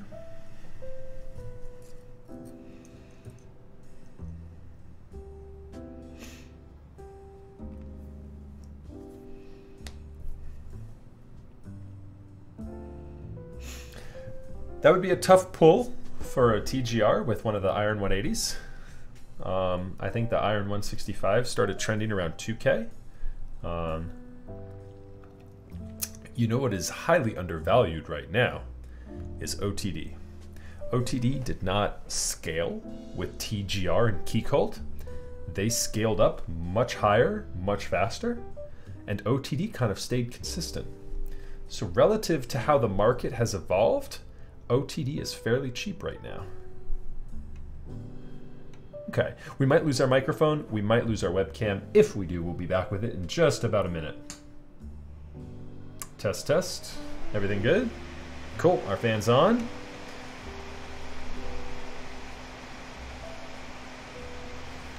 Let's go ahead and turn RTX on. It's gonna sound like I'm a little bit underwater here with the RTX on, but it's gonna get rid of that fan noise. Yeah, the Corsa is very nice.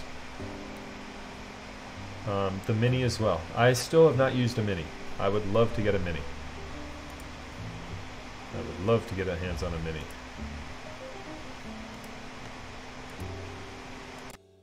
There we go. Okay, RTX on. That fan noise should be gone now. I might sound like I'm a little bit underwater, but that's far preferable, I would think, to the fan noise. Yeah, so I actually found a Mini that was Kenyans was trading one for TGR, which is kind of crazy. Last time I saw one too, Pot was selling a couple of ones that had some damage to them, but the 356 Mini nonetheless, and he was in like the $3,000 and $4,000 range.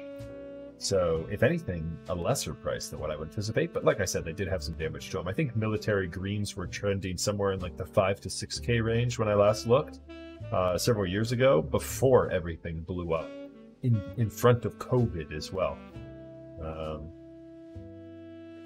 I'm not doing a PlayStation 5.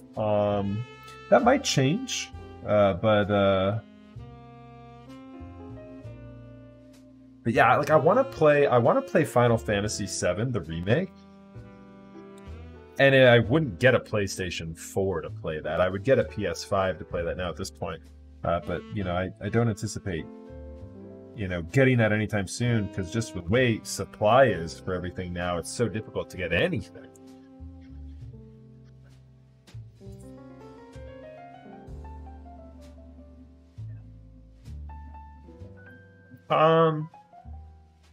I'm sure I could find some people that don't work near a computer, but I mean, I would think, think of the professions that don't work near a computer these days. There's not too many, you know, unless you're in like the service industry or working like construction or some sort of like manual labor type job. I mean, we certainly trend towards a very tech-centric group of professionals for sure. Which is why, frankly, I was so damn surprised when I reached out to my contracting agency and approached them and said, hey, I would love to use the Innovation Center, which is this very large, almost convention center stylized conference area that they have in downtown DC. When I approached them and said, hey, I would love to reserve this room when I am hosting the meetup in 2019, and they were really, really difficult to like get the correspondence started with, and they were asking me about how this will generate income and all sorts of things like that. And I'm like, guys, it's not going to generate income naturally, but if you can't see how this is a really good recruiting event, then you're missing the broader picture. And so I was pretty angry about that. We ended up hosting the great venue that had hosted us in the past, and it worked out perfectly, but I was really hoping to be able to just do it at this Innovation Center. I might try again, see if I can get in touch with some different event coordinators for that room next time, maybe in 2021. It was definitely a small-ish venue. Yeah, so Ski Bear, I've of course seen the Dalco Mini. I should be getting a build for that here soon. I don't know if I'm going to be getting the prototype at this point anymore. I don't believe I'll be getting that. Cohen was the one who got that to build up. I don't know if they'll be sending it to me. I would doubt it at this point, but I do have the full intent of actually getting one. So I will at some point for sure have the 959 on my desk.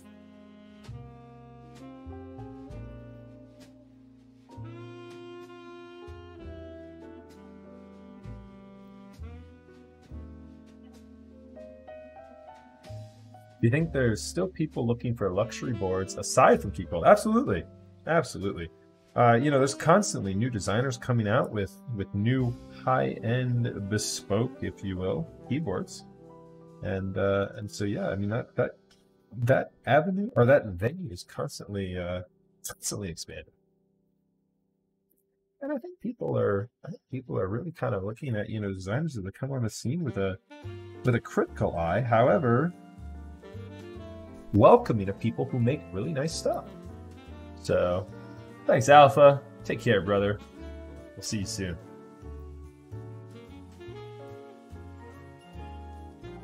Ah, I'm sorry about that, Bonbon. My thoughts on GMK Aurora Polaris. I want to say I've seen that set. However, I'm not sure. Is that up? Is that up here right now?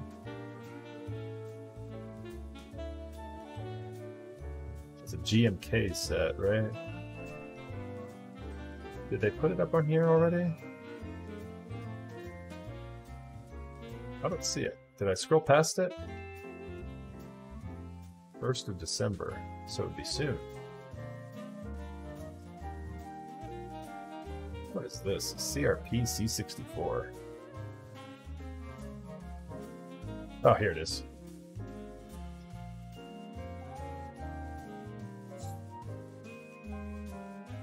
Oh, that's kind of cool. Interesting. I like this one. I don't like this one as much. This one is going to have contrast issues with it. Same thing here. Keys like this and these will have contrast issues. You won't be able, they won't pop. The colors will not pop on these keys. It potentially might not pop on this blue as well. This looks like it'll be okay. These look like it'll be okay. This pink is really cool. Whatever happened to GMK Black Pink?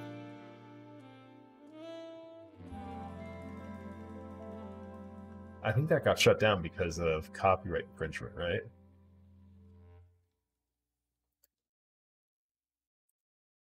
I'm going to do this screen here, give you a little bit more of a zoom.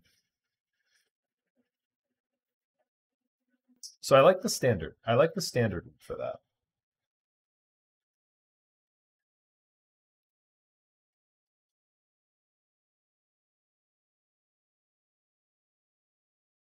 That song was Christmassy, that last one. You're right. We won't add that one to the playlist. I thought the other 4 were good, though. So we'll add those to the playlist, and yeah, we'll avoid that last one. All right, so let's refresh. This one might be a little more lo-fi. Let's see. Let's see what we get with this one. All right, so we are good here. We've got the edges done here. Kind of working around the edges on this guy, making sure everything gets held in place. Probably a little overkill, but that's what I'm doing. All right, chat, so I'll give you a little bit of a learning lesson here on this guy. We have a pretty nice quality of life build on this tonight. These 5-pin Gateron housings are pretty tight. Those bottom housings on the Gateron are pretty nice for plates that don't have a fixed layout. And so they don't get much wobble in them, which is lovely. But here's a strategy when you do get a little bit of wobble and you want to avoid crooked keycaps. Here's what you do. So as you can see on this pin right here, I've hit one of the 2 pins with solder. What I'm going to do is something I call the Woden method, where I take this pin that has solder on it, I turn it molten with the iron, and as it's molten, I push this guy in. What that's going to do is it's going to make it so that the switch has a really nice contact point with the switch is going to have a nice contact point with the plate. I'm sorry, it's not focusing. Hello. Here.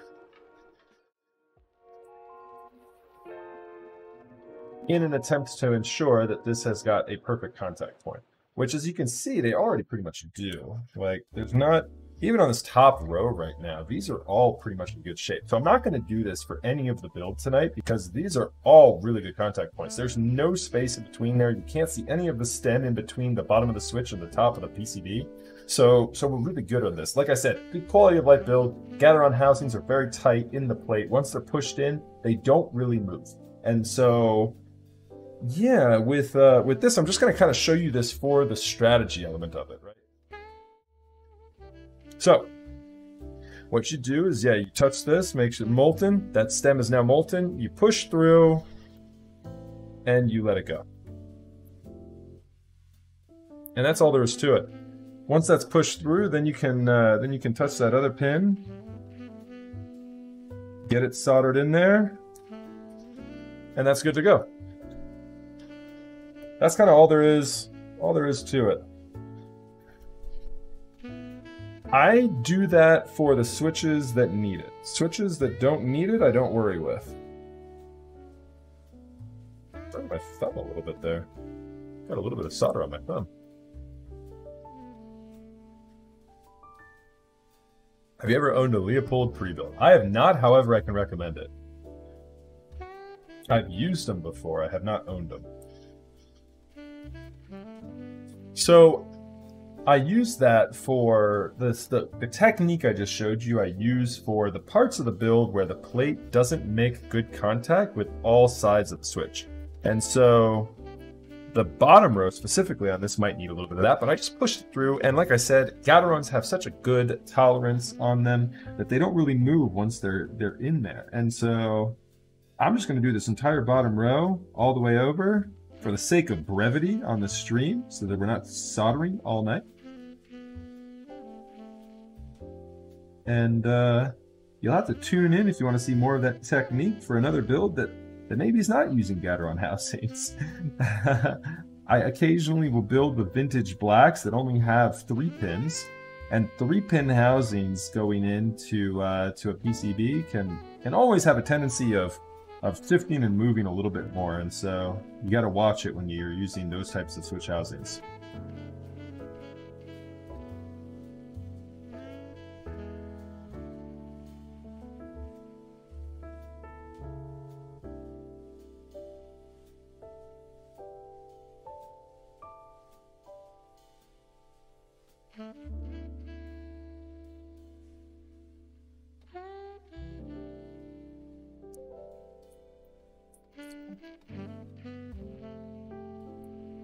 The Wise vintage blacks have 3-pin.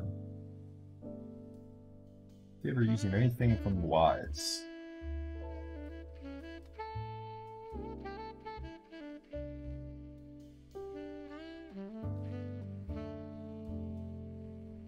And the Wise vintage blacks are just okay. Just okay. The good ones are pretty good. I'd say the good ones can be like a 7 or an 8 out of 10 on my very critical scale. But there can be a good amount of consistency and issues and variance with the Wise blacks, and it's hard to tell what year they were actually produced with the Wise switches. All right, so this bottom row is done. Let's see if everything ended up straight. Kind of difficult to tell with the profiling.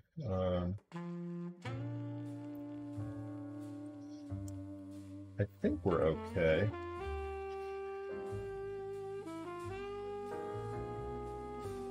Kind of awkward with this.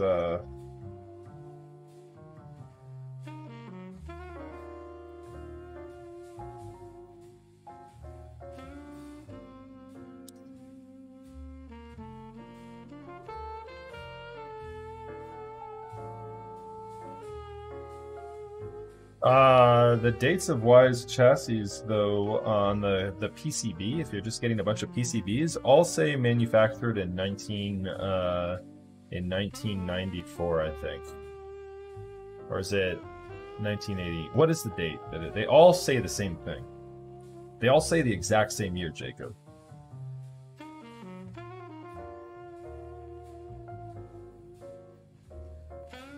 Yeah, 1986. And they're not all 1986. I couldn't remember the year. Yeah, it does have a date, but it's 1986. No, it says manufactured 1986. But they range in quite a large range of years.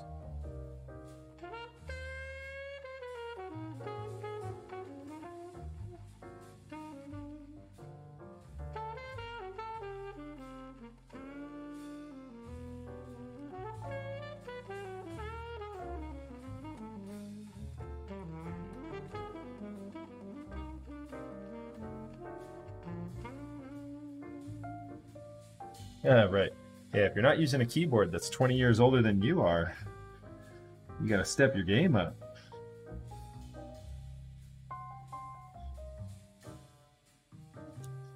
I really burned my thumb there, chat. That hurts.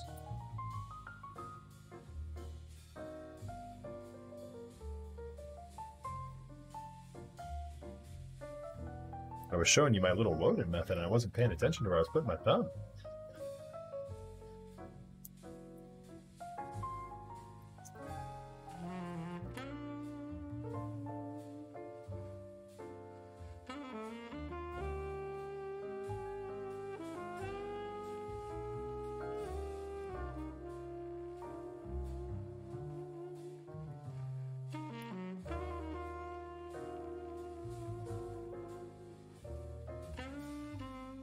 Nope, it was definitely on. I just wasn't paying attention. Big dumb.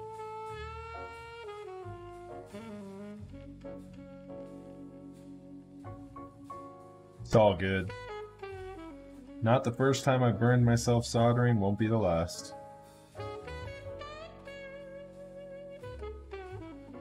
Don't worry, chat, it's but a flesh wound. Everything is going to be just fine.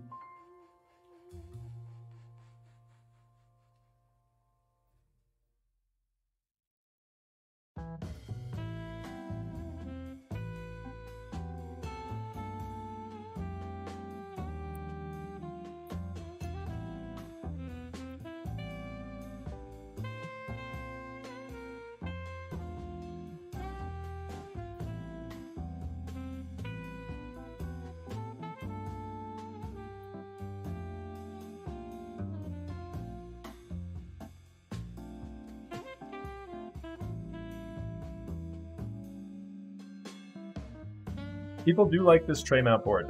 That is correct, Rez. I don't know if it's the best. That comes down a lot to preference. But it is quite good. I've used a couple of these.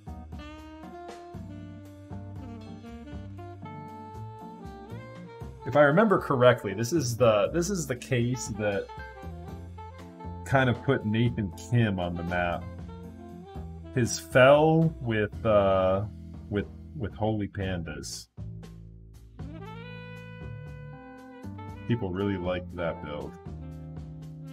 I think it's still one of his highest viewed YouTube videos. It's crazy how that meme of the Switch rolled out. Took the whole community by storm.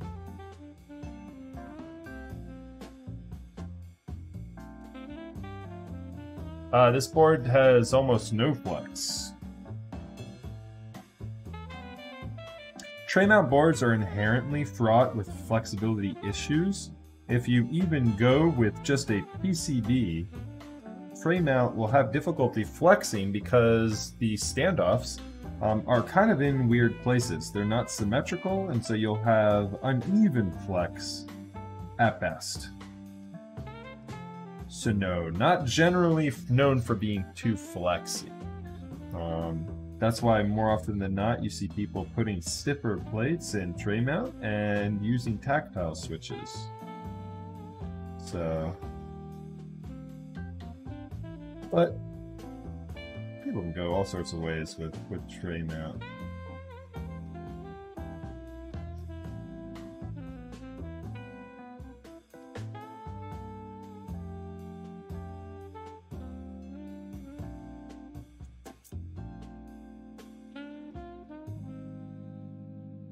It's 4 a.m. and I live for this sort of tedious stuff. Well, thanks for hanging out, Mohammed. A round one Fjell? A round one Fjell might pull a little bit of a higher price than what you would normally see there otherwise. I think the group buys, which currently still run, so like the round 5 of this keyboard, I had a viewer saying currently just shipped to them. And so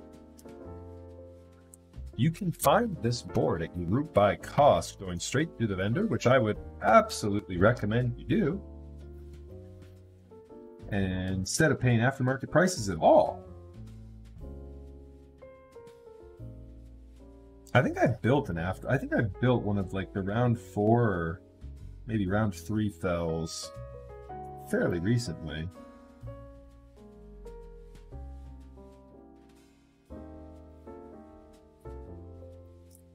I can't remember, I think I was building one for a client just a couple months ago.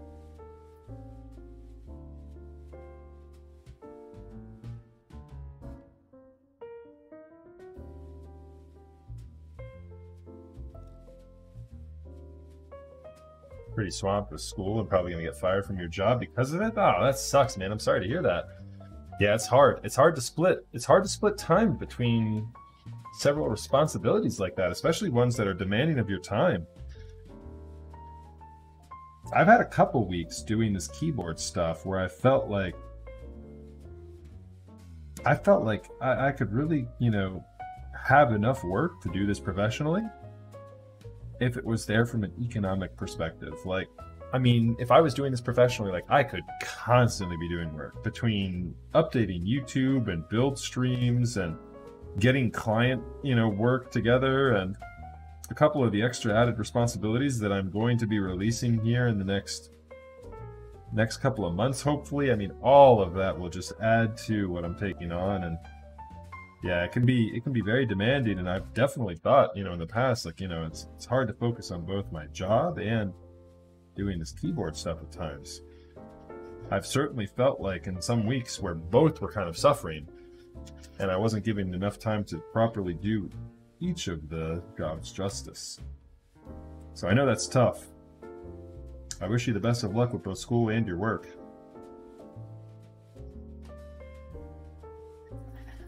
I'll have to take a look at that flex here in just a minute, Bonbon Boy. Just working through the rest of this.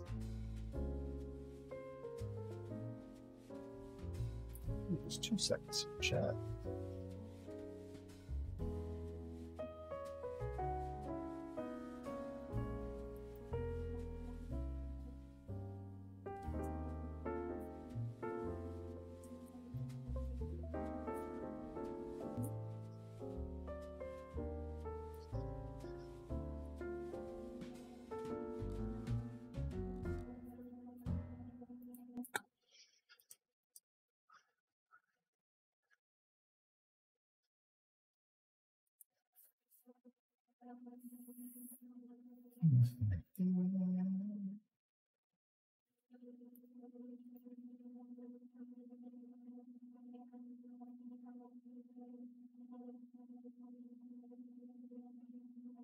Okay, let me get updates in the playlist.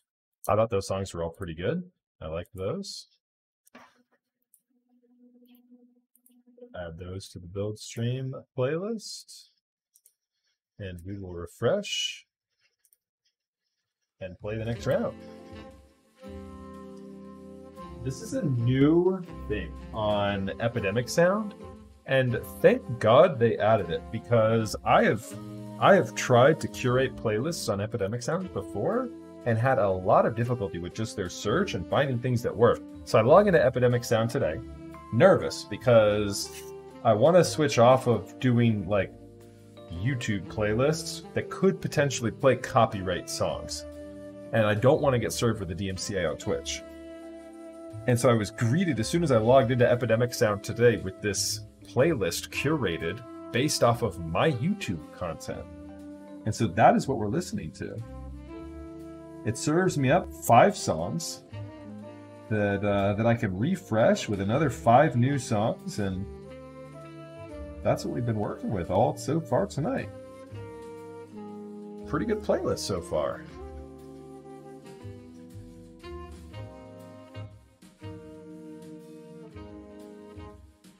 So chat, I want to say welcome to everybody. Thank you so much for hanging out with me here tonight. My name is Max. I go by MaxF. And you are watching, if you're not already familiar, a keyboard build. We're just finishing soldering this up here. We're going to get this loaded up in its case after we do a couple more tests after finishing this. And by the end of it, man, that flux just jumped right onto my thumb. That hurt. By the end of it, we'll have a full keyboard built up and ready to test. So if you've never tuned in before, welcome. Thank you so much for stopping by. I hope you're enjoying the laid-back vibes we've got going on here. We try and keep the good vibes and the chill vibes going on at the same time. I think people are enjoying the jazz playlist we've got. Normally we've got some lo-fi, but I think jazz is working just fine tonight. A bit more well-received than what I normally play, so I'm going to stick with it. So welcome. Thanks, everybody. Real quick, I'm going to go through a couple of sponsor reel. If you guys are new to my channel, you can find all of my sponsors linked down below. Let's start with the Key.Company. The Key.Company is my source for all of the lubricants you find on this channel, just about. The Key.Company has taken over the onus of doing the mixes for 205G0 and sourcing all of the lubricants direct so that you get nice supply at a good price sent right to you. If you're in the United States, even more convenient for you. The Key.Company has also currently got DSA Magic Girl running. This is the Infinikey DSA set first run. Infinikey normally has ran in a cherry profile. However, we've got a very clean, nice looking USA set with this Infinikey Magic Girl. Here are the alphas here. They're like lowercase alphas. Take a look at that R key. They're pretty cool. I like the look. If DSA is your thing, consider DSA Magic Girl. It's running now on the Key.Company. You can use the link down below to see all the details on that. Admittedly, these keycaps are a little bit thinner than the cherry profile variants you might be used to, but that's fairly common for DSA. It provided a really nice stock. You can find on my YouTube channel the Key 65 that we built up with a set of teal Telios. Tiffany teal Telio switches, DSA Magic Girl, and a polycarbonate with E-white and teal accents on the Key 65. It was definitely a Tiffany teal inspired board from start to finish. I think it turned out quite nicely. There's also a JTK set running on the Key.Company right now, which I always forget the name of it. I have it here in my notes though, because I need to do better about sponsor reel. GTK Night Sakura is also running currently until the 20th of November. So JTK has stepped up their game, I have to say. I've used JTK sets recently and I have been impressed with the quality. Something I cannot say from some of their sets ran in the past. JTK has also got the best keycap boxes on the market. So consider JTK Night Sakura if that's your colorway. Next, we've got Project Keyboard. Project Keyboard is in between buys right now. They just closed out GMK Noir on the 5th of November. So you missed that one, unfortunately. But definitely check out the link to Project Keyboard down below. That is a referral link there that goes a long way to help me out in supporting the channel. So I appreciate if you use that when you go to that website. And stay tuned to Project Keyboard for group buys in the very near future. ZealPC.net has been a longtime supporter of the stream as well. ZealPC.net is your source for Zelios, Telios, Helios, Xylence, and the Zeal V2s. The stabilizers, that is.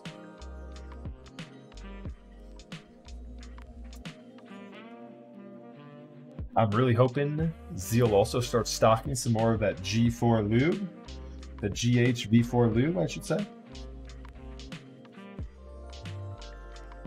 In the meantime, anything you find over at zealpc.net, there's a referral link down below to support the stream as well. I appreciate it if you use that as well when checking out there. And then last but certainly not least, our good friend Jack Static. He was hanging out with us earlier tonight. I don't know if you're still here, Jax. If you are, I love you, buddy. Jack Static and mintautumn.com. Jax, his website is linked down below. Jax has been with us since the very beginning. He is a founding subscriber of this stream. He is just a fantastic community member overall, very active in the community, puts out some great keyboards, and he's got awesome new designs that you are not going to want to miss. Favorite his website, join his Discord, join his community, hang out, and make sure you pay attention to his updates. mintautumn.com.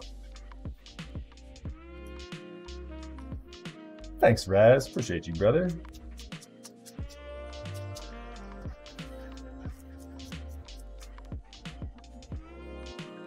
And thank you to you, the viewer, for hanging out with us here tonight. Yeah, that Night Sakura is a pretty hot set. I like it. Yeah, the Ramakara. I've been seeing some of the Instagram posts on that. Looking pretty fresh for sure. I like that.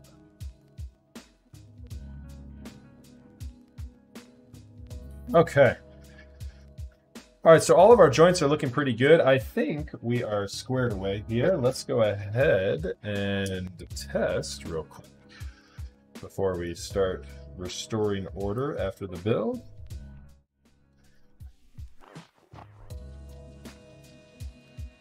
It's a good sign that everything appears to be working. I'm going to need to remap some things. I don't know what the banana split uses in terms of a key map. It has enough bounds so I'll be able to use. See how the shift is moved over? Like that's the question mark. That's default. Okay, so everything's tested out and looking good though, so we can go ahead and turn our fan off. Chat, hopefully I don't lose my microphone. If I do, I will be back in 2 seconds. Same with the webcam.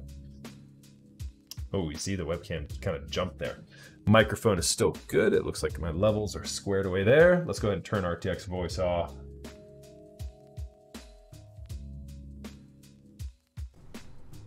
There we go. All right, microphone is restored. How do you get a Fjell? So Fjell is offered on Mechanisk. Mechanisk is where you go to find the Fjell. Max on Dex rating with a party of 66. Hello, everybody. Welcome. Heine Bush up in chat. What's up, Heine? Good to see you, brother. How's it going, Max on Deck? Good to see y'all. Kimchi with the 5 months. Thank you. Wow, is that Jimmy Fallon? I don't know. It's like Ginger Jimmy Fallon?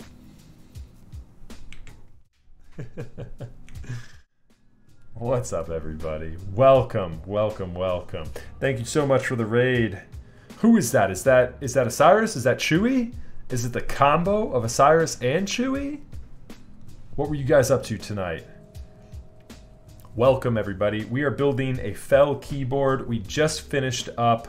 I just tested the PCB. Y'all have perfect timing. Stick around for fans of typing sounds tests.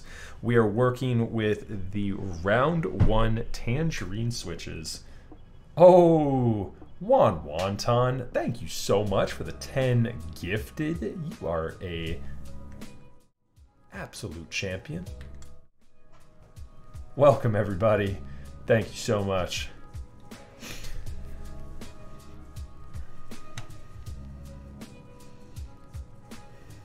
That's funny that it gives subs to people who aren't even here. Like, I don't think Zach is with us tonight. I don't think Zach is with us tonight, but he gets a sub. I know I saw Atticus earlier. I don't know if Atticus is still hanging out. Kiwi Kang, what's happening? Oh yeah, oh yeah, oh yeah, perfect. Thank you so much for the shout out there. Yep, chat, if you are not already following Mex on Deck, if you like keyboard content, you should be.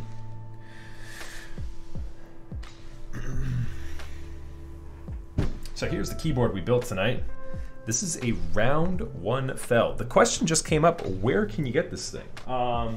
I believe all of the websites are still the same. This is what they send you when you get a Fjell keyboard. It's mechanisk.co. That's where you find the Fjell keyboard. It's currently in like round 5 is shipping. I had a person in chat tell me they just got their round 5 version, and so here's round 1. This is the first version. This is serialized number 54. So we are just cleaning up though, restoring order on the desk a little bit so I don't burn my house down with my soldering iron. Let me get that out of there. Yes, Fjell has been run quite a few number of times. It is a very popular tray mount board for good reason. I've used a couple of Fjells and to good result each time.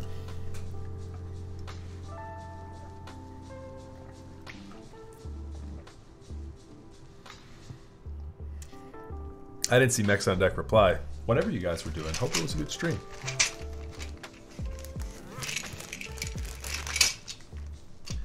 Alright, let's take off the beater caps. And we need to figure out what we're going to put on this board. What's going to look good on orange that I have in my arsenal? I'm trying to think. Maybe like a Dolce or something tonight. It's an interesting layout too, chat, if you can see. It's quite a peculiar one with this bottom row supporting arrow keys and a split space bar. This is actually the banana split PCB.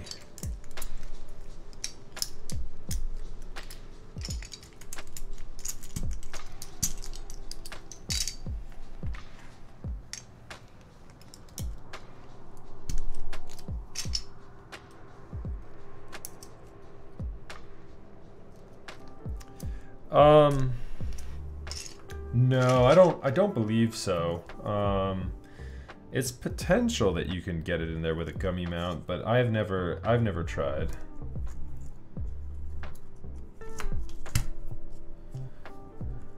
Like it's potential.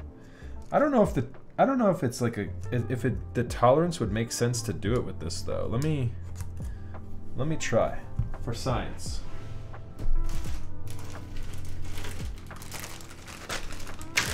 I believe I have a 60% gummy.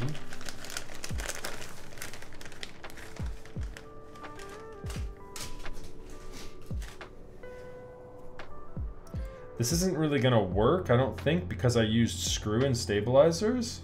But if it fits with that, you'll know for sure it's too loose. I don't think it's gonna do anything. Yeah, see, it's kind of tight. It's potential. If I hadn't used like the... See, it's like pushing up right there. If I hadn't used the, what's it called? Now I'm not going to be able to get it out. Rip. If I hadn't used the,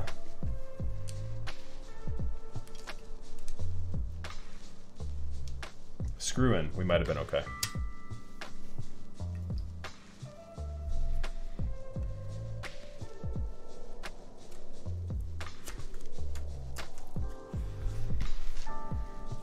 You can kind of just like pull it by the... I don't think it would do much though for like isolation. Let's see here.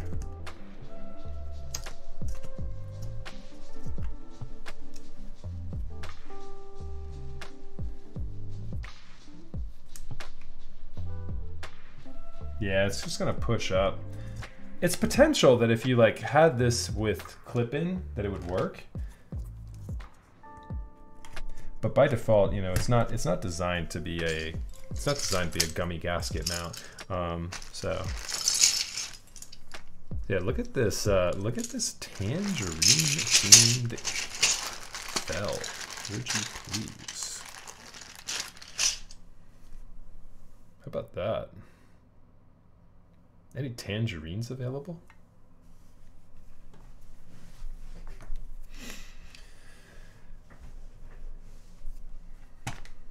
Oh, we got Tim Keyless up in chat. I found your content on Twitch the other day. Quite interesting. Another keyboard content creator. All right, that round of songs was pretty good with the exception of the last one. I didn't really like the last one too much, so we'll add those other ones, refresh, and start the song again. We're working with epidemic sound tonight because I am very nervous of getting a DMCA. I do not want to get served one of those. So we've switched off of our normal lo-fi playlist and we're working with some jazz tonight. Hope everyone's digging the playlist.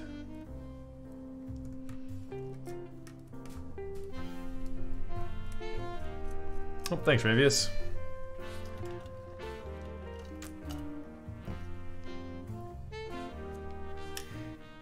E.T. Wheaty, I'm guessing. Is that pronounced correctly? Hello. Welcome.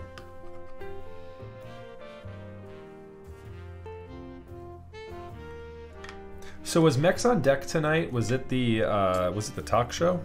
Or was it a keyboard build?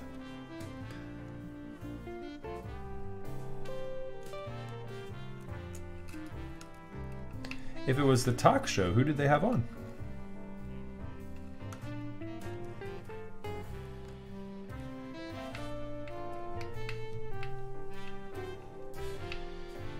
Oh, nice.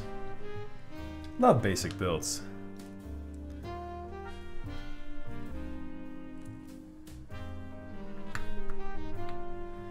That's cool.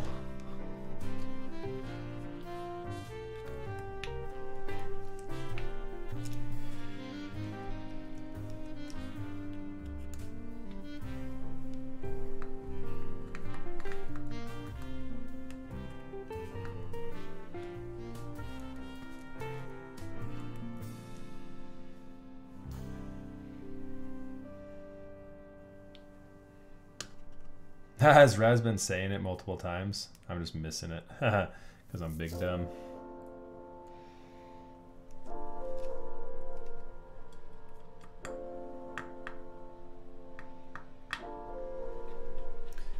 It'd help if I was, you know, able to read. Raz, you are on top of the shout-outs as always, my dude. Thank you so much. Yefty's jumping in there too a minute ago. Cheers to the moderators. That was a delayed subscription notification there. Why is my alert just going off now on the gifted still? That's weird. That was from when we had the subscriptions go off when they were gifted. I'm not sure why it's just going off now. I'll need to look into that. That's quite a delay. I just changed all my overlays, chat, so this is the first instance of me using all of these new overlays tonight.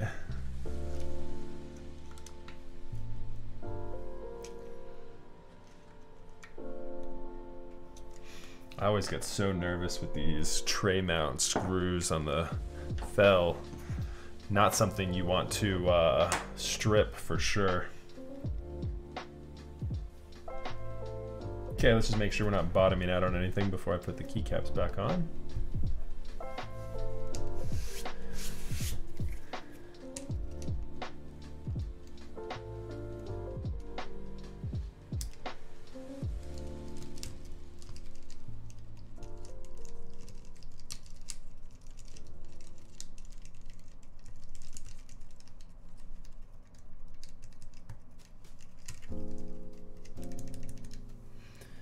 All right, let's see if I can figure out how to map this as well.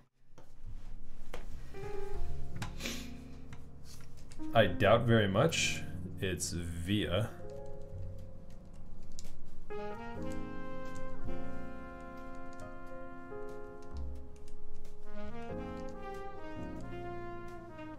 But the question is it via compatible?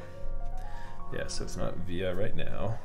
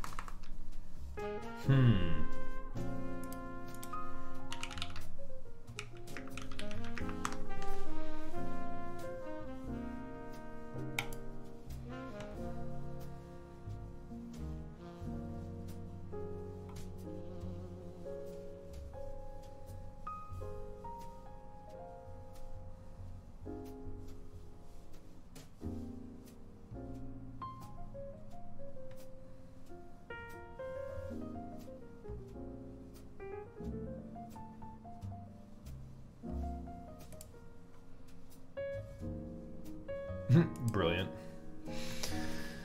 That's good. Is it just QMK?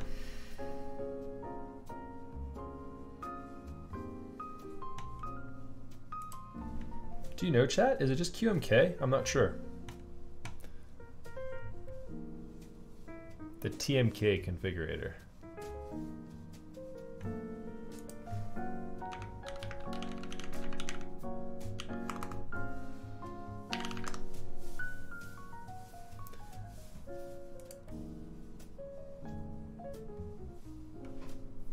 Oh, look at this. Interesting. Wow. I've never configured a keyboard with this before. The TMK configurator. Very interesting indeed.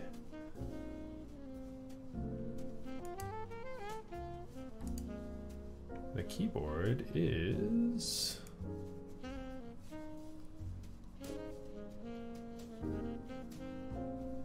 see, I don't even know I don't even know what this recognizes as. I don't think it's any of this stuff.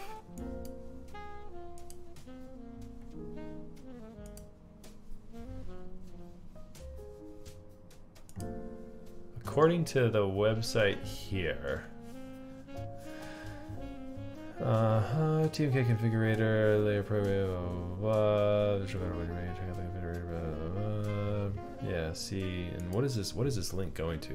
Yeah, so like Van doesn't have a website anymore. Like the guy who made this keyboard is like or the guy who made this key map is long gone. So that's a problem. Let's see here.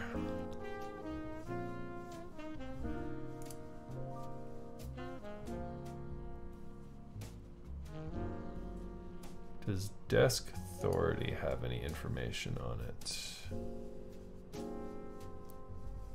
No, not really. What about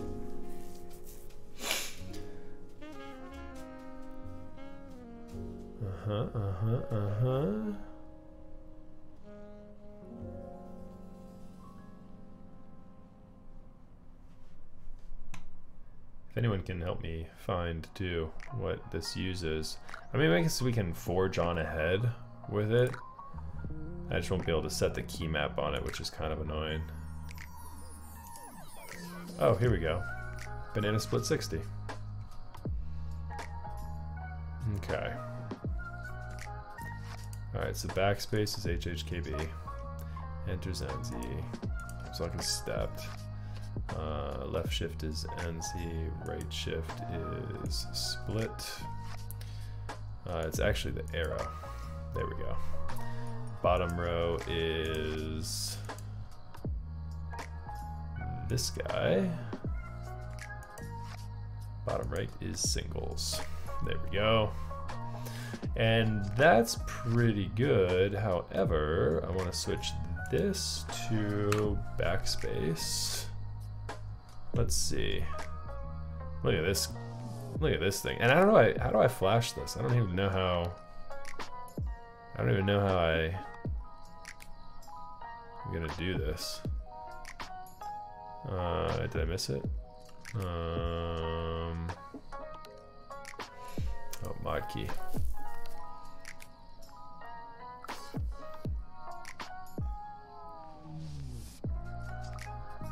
Oh my god, it's the Apple logos for it. Is that like what I have to work with here?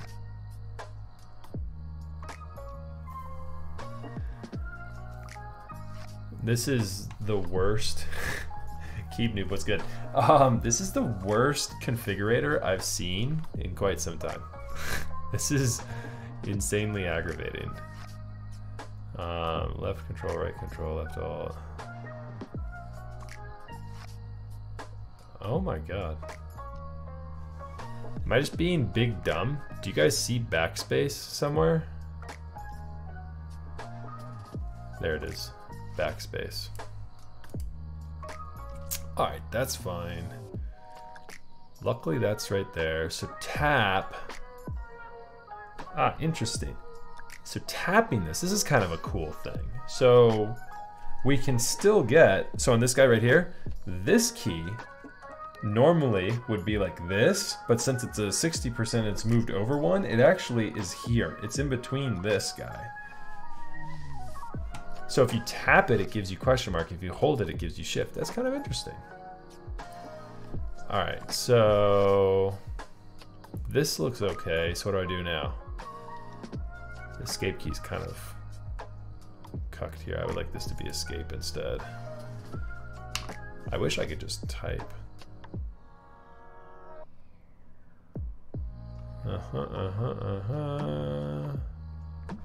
Because this should be escape and then a function modifier for pipe, or for the tilde.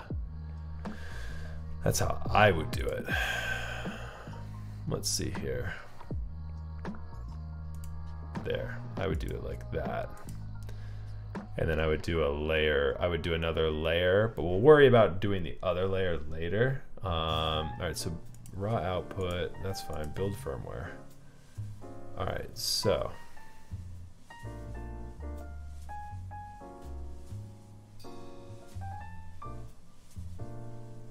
No such file directory. Oh. Layer name.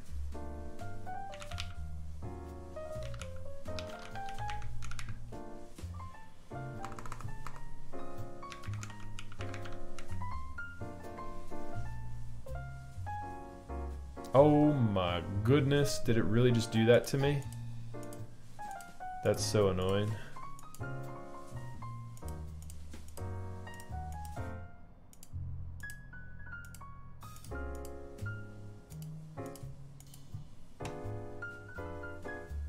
Okay, luckily, hold on.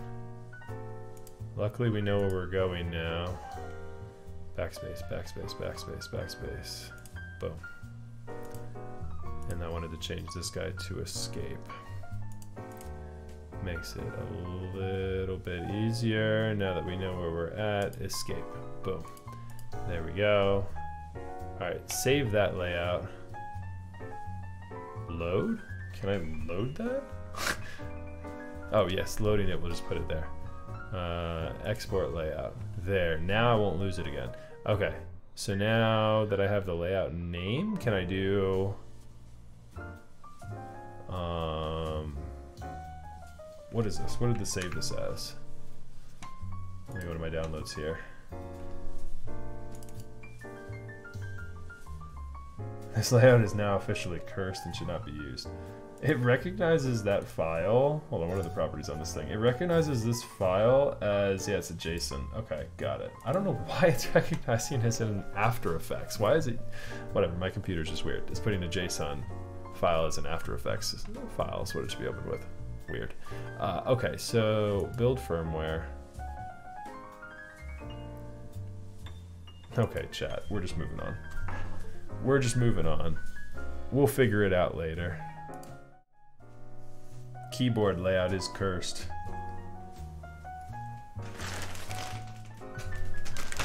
All right, chat, let's figure out what keycaps we're putting on this thing and do some typing sounds tests.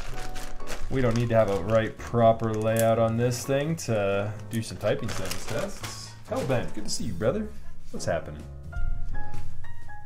How are you doing this evening?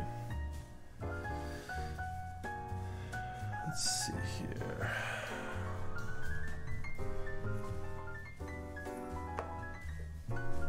Just finishing up this build. All right, time to select some keycaps.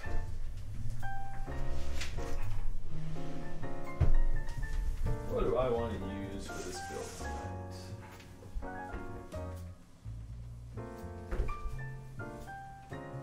I can hardly see it. It's too dark since I changed out all of my lights and put them all on LEDs. What would work nicely with this? Oblivion would look good. Let's see here. I'm kind of thinking like Oblivion or Dolch on this. What do you guys think of Dolch?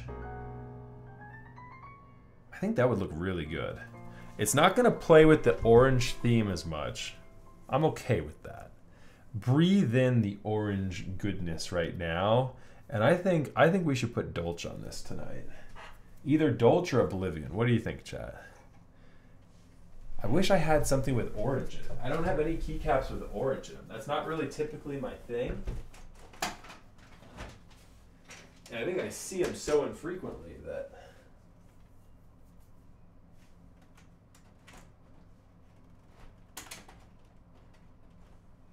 I don't think too many people gravitate towards like an orange set. Let's do, for sake of convenience, let's do, I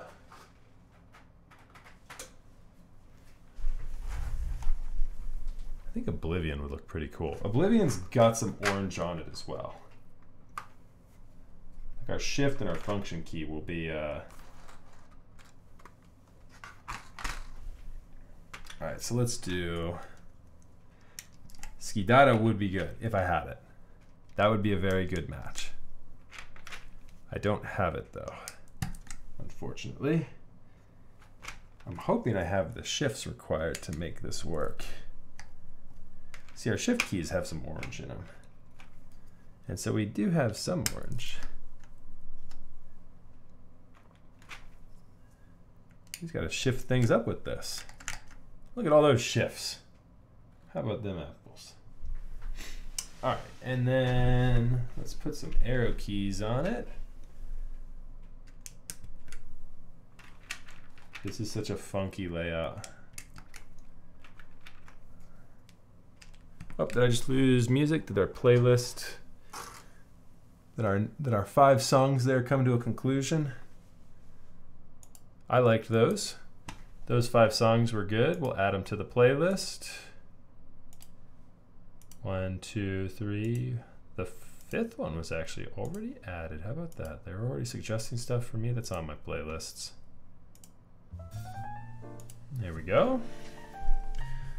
Okay, and then let's do some funky 1U. Do I have 1Us that work for... Oblivion? I hope I do. I need 2 1U modifiers right here. I hope I have them.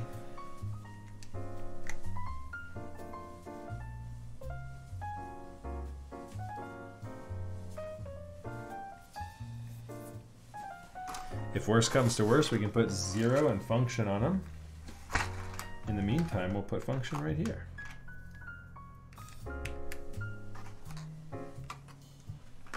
Okay, now we need to get the rest of my Oblivion is actually on a keyboard, so we'll actually need to swap it real quick.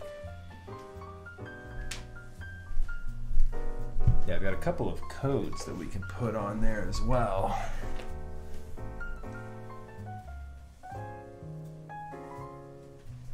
Yes, we've got the Mali keyboard here.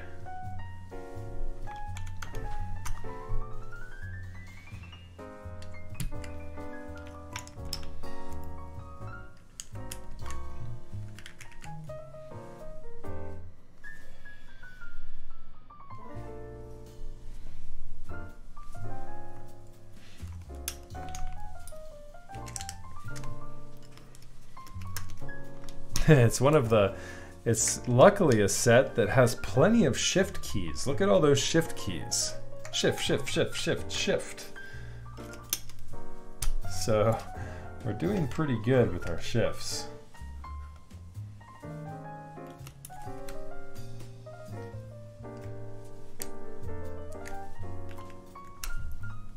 Oh, thanks, Ebear. Appreciate that.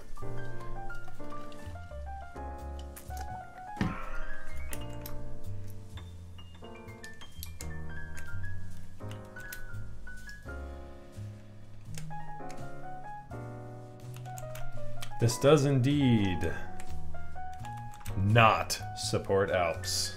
You are correct.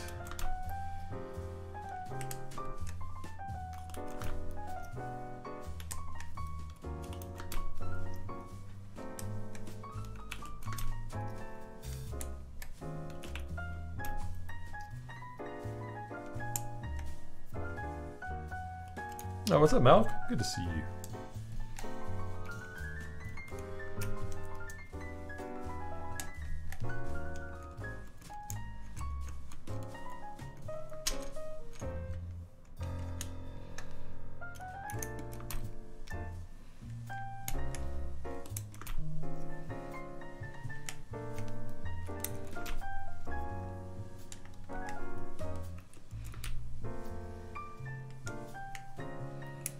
Yeah, I think Oblivion is probably one of the better sets for this keyboard. One of the more muted sets. It works pretty well with this.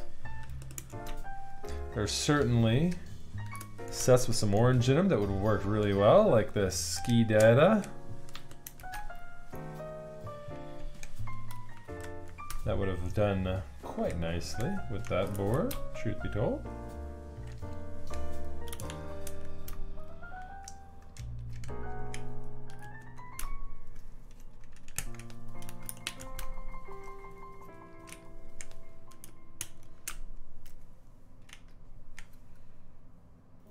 Yeah, very monochrome look on this, with an intense pop of orange.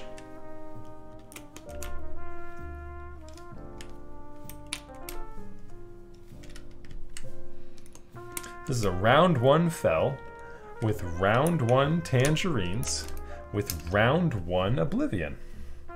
We're just going round 1 tonight, baby.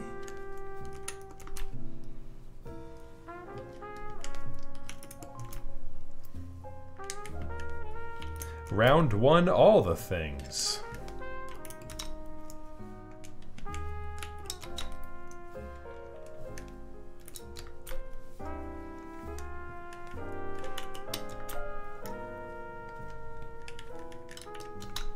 These feel nice. They have a good pop to them.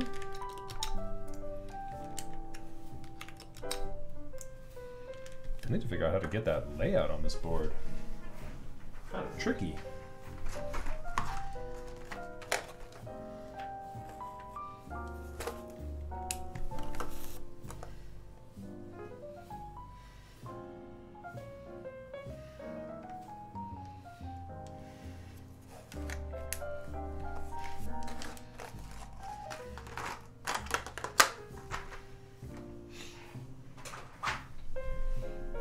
Okay, here we go.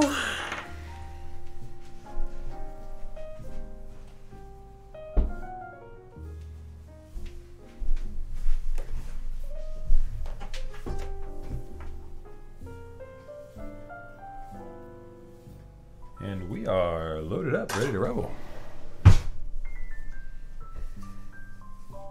Sorry, Chad, I normally would have given you the option to help me select the keycaps, but on tonight's build we really didn't have too much that I felt would match nicely. This orange case, I wanted to go with something muted, and so I hope you forgive me, but I selected for us.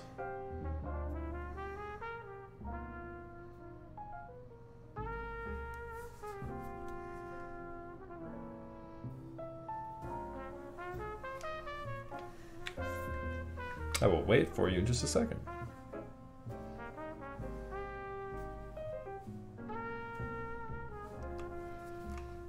And here we go. Let me hold it in place here for just a second. Say hi to YouTube, everybody. The shift key looks like it's a little bit off. Nope, nope, just needs to be pushed down a bit more. There we go.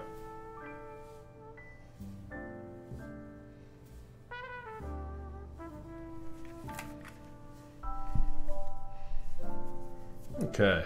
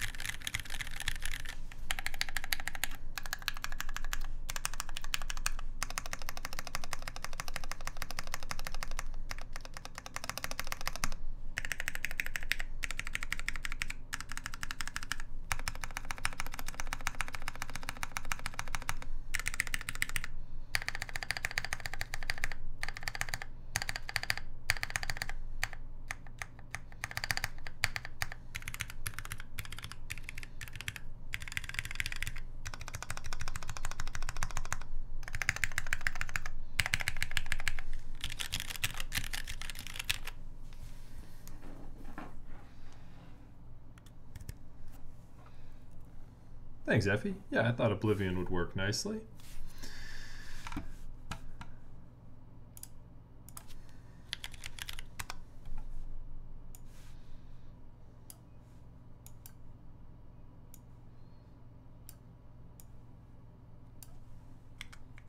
Let's see if this is lining up nicely enough here. How's that look? Is it cutting anything off? Kind of puts me in a weird spot where I can't see it too well.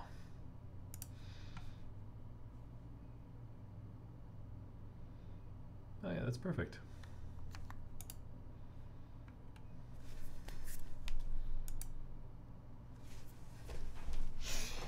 Okay.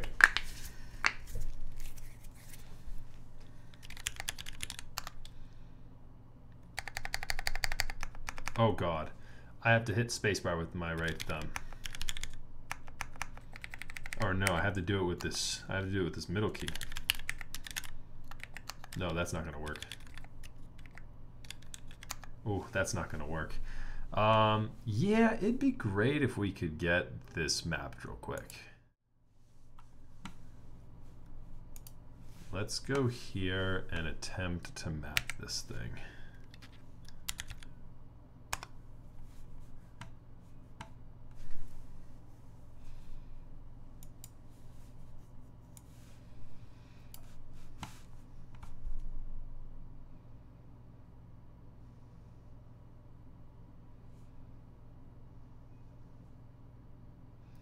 It's recognizing it.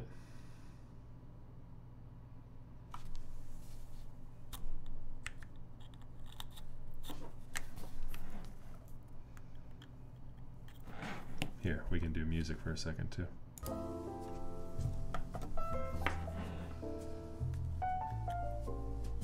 I literally don't have a space bar with this.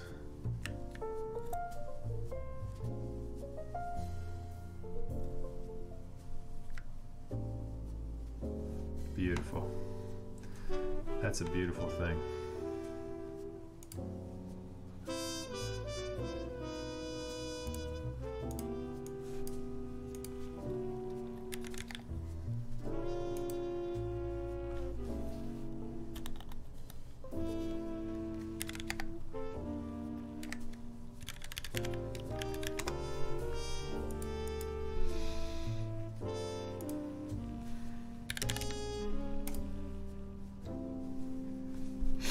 That is a beautiful thing, chat. It's QMK, so we can get this done.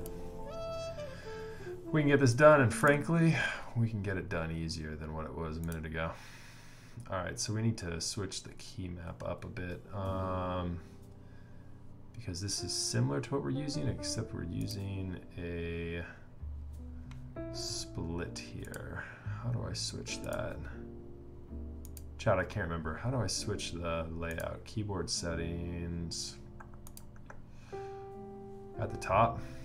Ah, yes.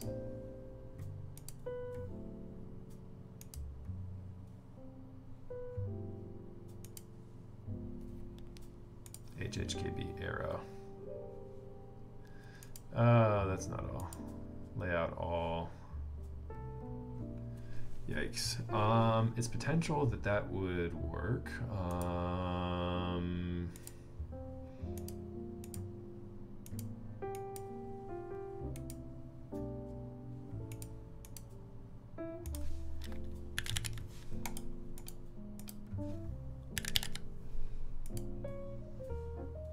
Okay, so I guess it's just not recognizing that key to the, oh, it does. It recognizes this one as right, as a funky right shift option here. Let's just map this. For sake of brevity, let's just map this. Let's see. Compile. Let's just see if this works. Because this will give us like a crazy like backspace up here on these keys. This won't be backspace. That's fine. For right now, that's okay. I just won't make any mistakes when I type. This will just be much faster.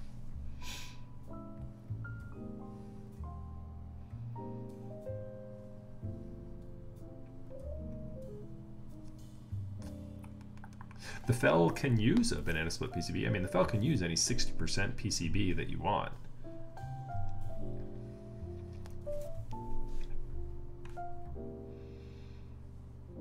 Okay.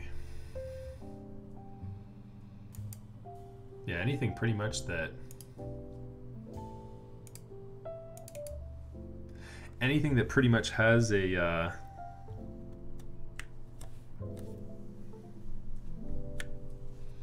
has a tray mount, you know, ability, you know, go for it, right?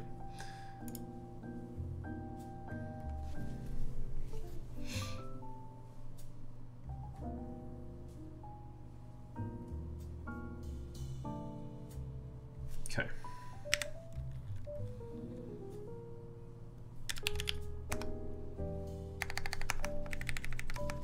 Yay.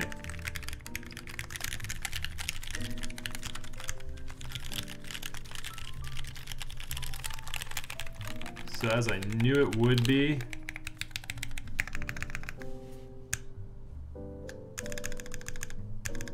oh, that mapped by default. I need to figure out how to get that. So look at this. Tapping it, question mark. Holding it, it's shift. That's brilliant. That's brilliant. Okay, cool. So this is good. This is good, chat. We're in a good spot.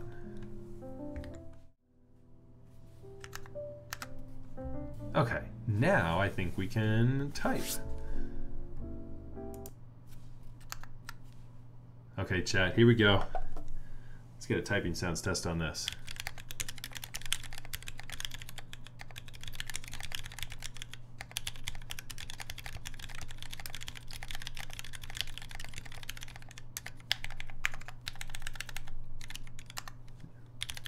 I just can't make a mistake. Or we're just gonna have to power through it if I do.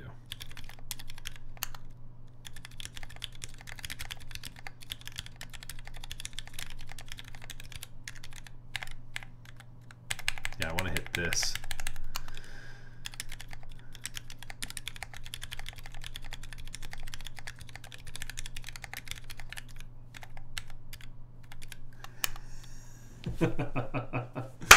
I'm sorry, chat. Oh my god.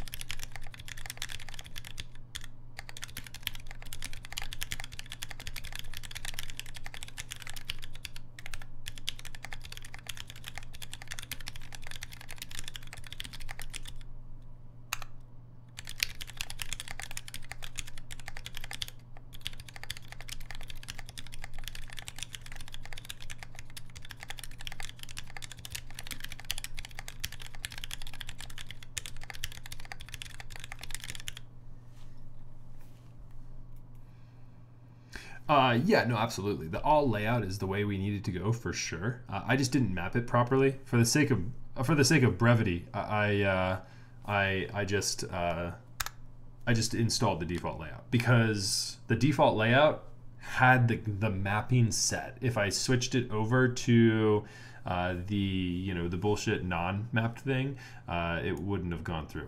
Also, I don't know how I missed this, but Zegda, I don't think I'm pronouncing that right, but thank you so much for the subscription. About 15 minutes ago, I missed a sub. My apologies. I'm scrolling up. How did I miss that? Man, that's no bueno. Okay. Let's try and get one more in here. See if I can get to 110.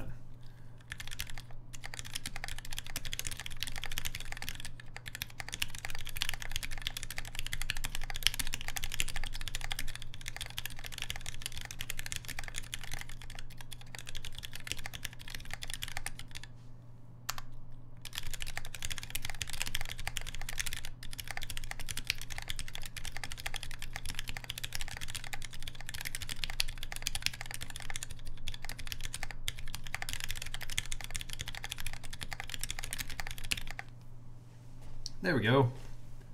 There we go. There we go. Now we're typing. It's a higher profile board than I'm used to. I've been on a really low profile board lately, and so yeah, so it's definitely that front edge feeling a little different than what I'm used to. Look at that. Look at that angle there. I need to stop slipping my finger into my microphone there. I've gotten it stuck like every time I've done that lately. We must be at the end of our playlist here too. Let me go in real quick and add those songs to our build stream playlist. Man, we've added so many songs to the build stream playlist. We're going to be good to go next time. Like, we're just going to be able to play that one playlist on repeat, and it'll be all groovy, my babies. There we go.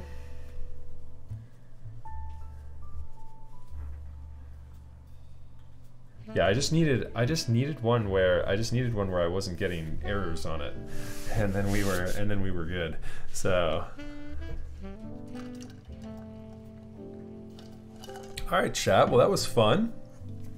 I hope y'all enjoyed this build stream here tonight. Let's see here. Who is online streaming right now? Who do we want to raid? It looks like we're gonna raid Diego. Or should we raid Diego? Who should we raid, chat? Let me see here. Who do we have live?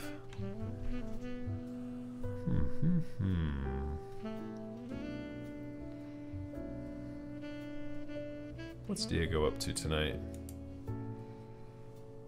Ooh.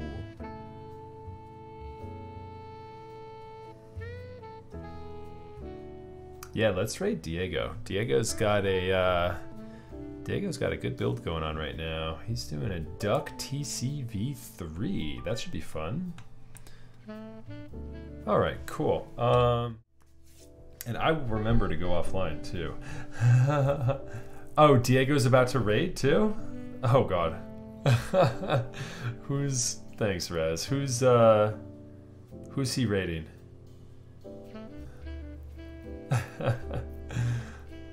We'll raid Dr. Uru or Deck 1 Bell. Yeah, whoever Diego doesn't raid, we'll give him just a second. Oh, that's funny. You know what? We'll raid Dr. Uru. We'll raid Dr. Uru. Yeah, because Andy has a good number of people in his stream. Andy's got a good build going on right now too, a Matrix 8XV 2.2. That's a fun build. Let's see here. So Dr. Uru's doing some keyboard chores, and what's Deck 1 Bell doing? He's lubing and ortho. Deck 1 Bell is. So yeah, let's go with Dr. Uru. Oh, looks like Dr. Uru has got one of the F. Is that an F1 that he's got on his desk? Well, he's showing off a cool keyboard right now. All right, cool. Yeah, let's go over to Dr. Uru. Okay.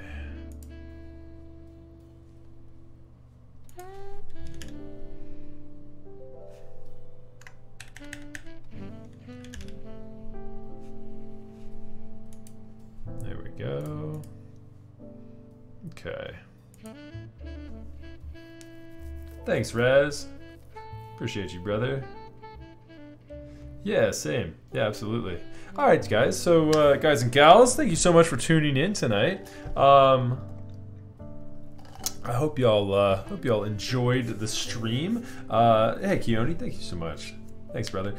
We will be live next, perhaps either Friday or Saturday. Sunday is not going to be a good day, but I might do something Friday or Saturday. I haven't decided yet. But anyways, maybe some more Gundam content. I haven't finished up that model yet. We'll see. TGR jacket rerun. There we go. Yeah, maybe soon. Soon, TM. Anyways, thank you so much. If you're not already, join up in the Discord chat and come hang out. We will be live next for sure on Monday, if not earlier, on maybe Friday or Saturday. Thank you so much, everybody. Hope you all enjoyed this Fjell build, and I will see you maybe around this weekend, if not next week.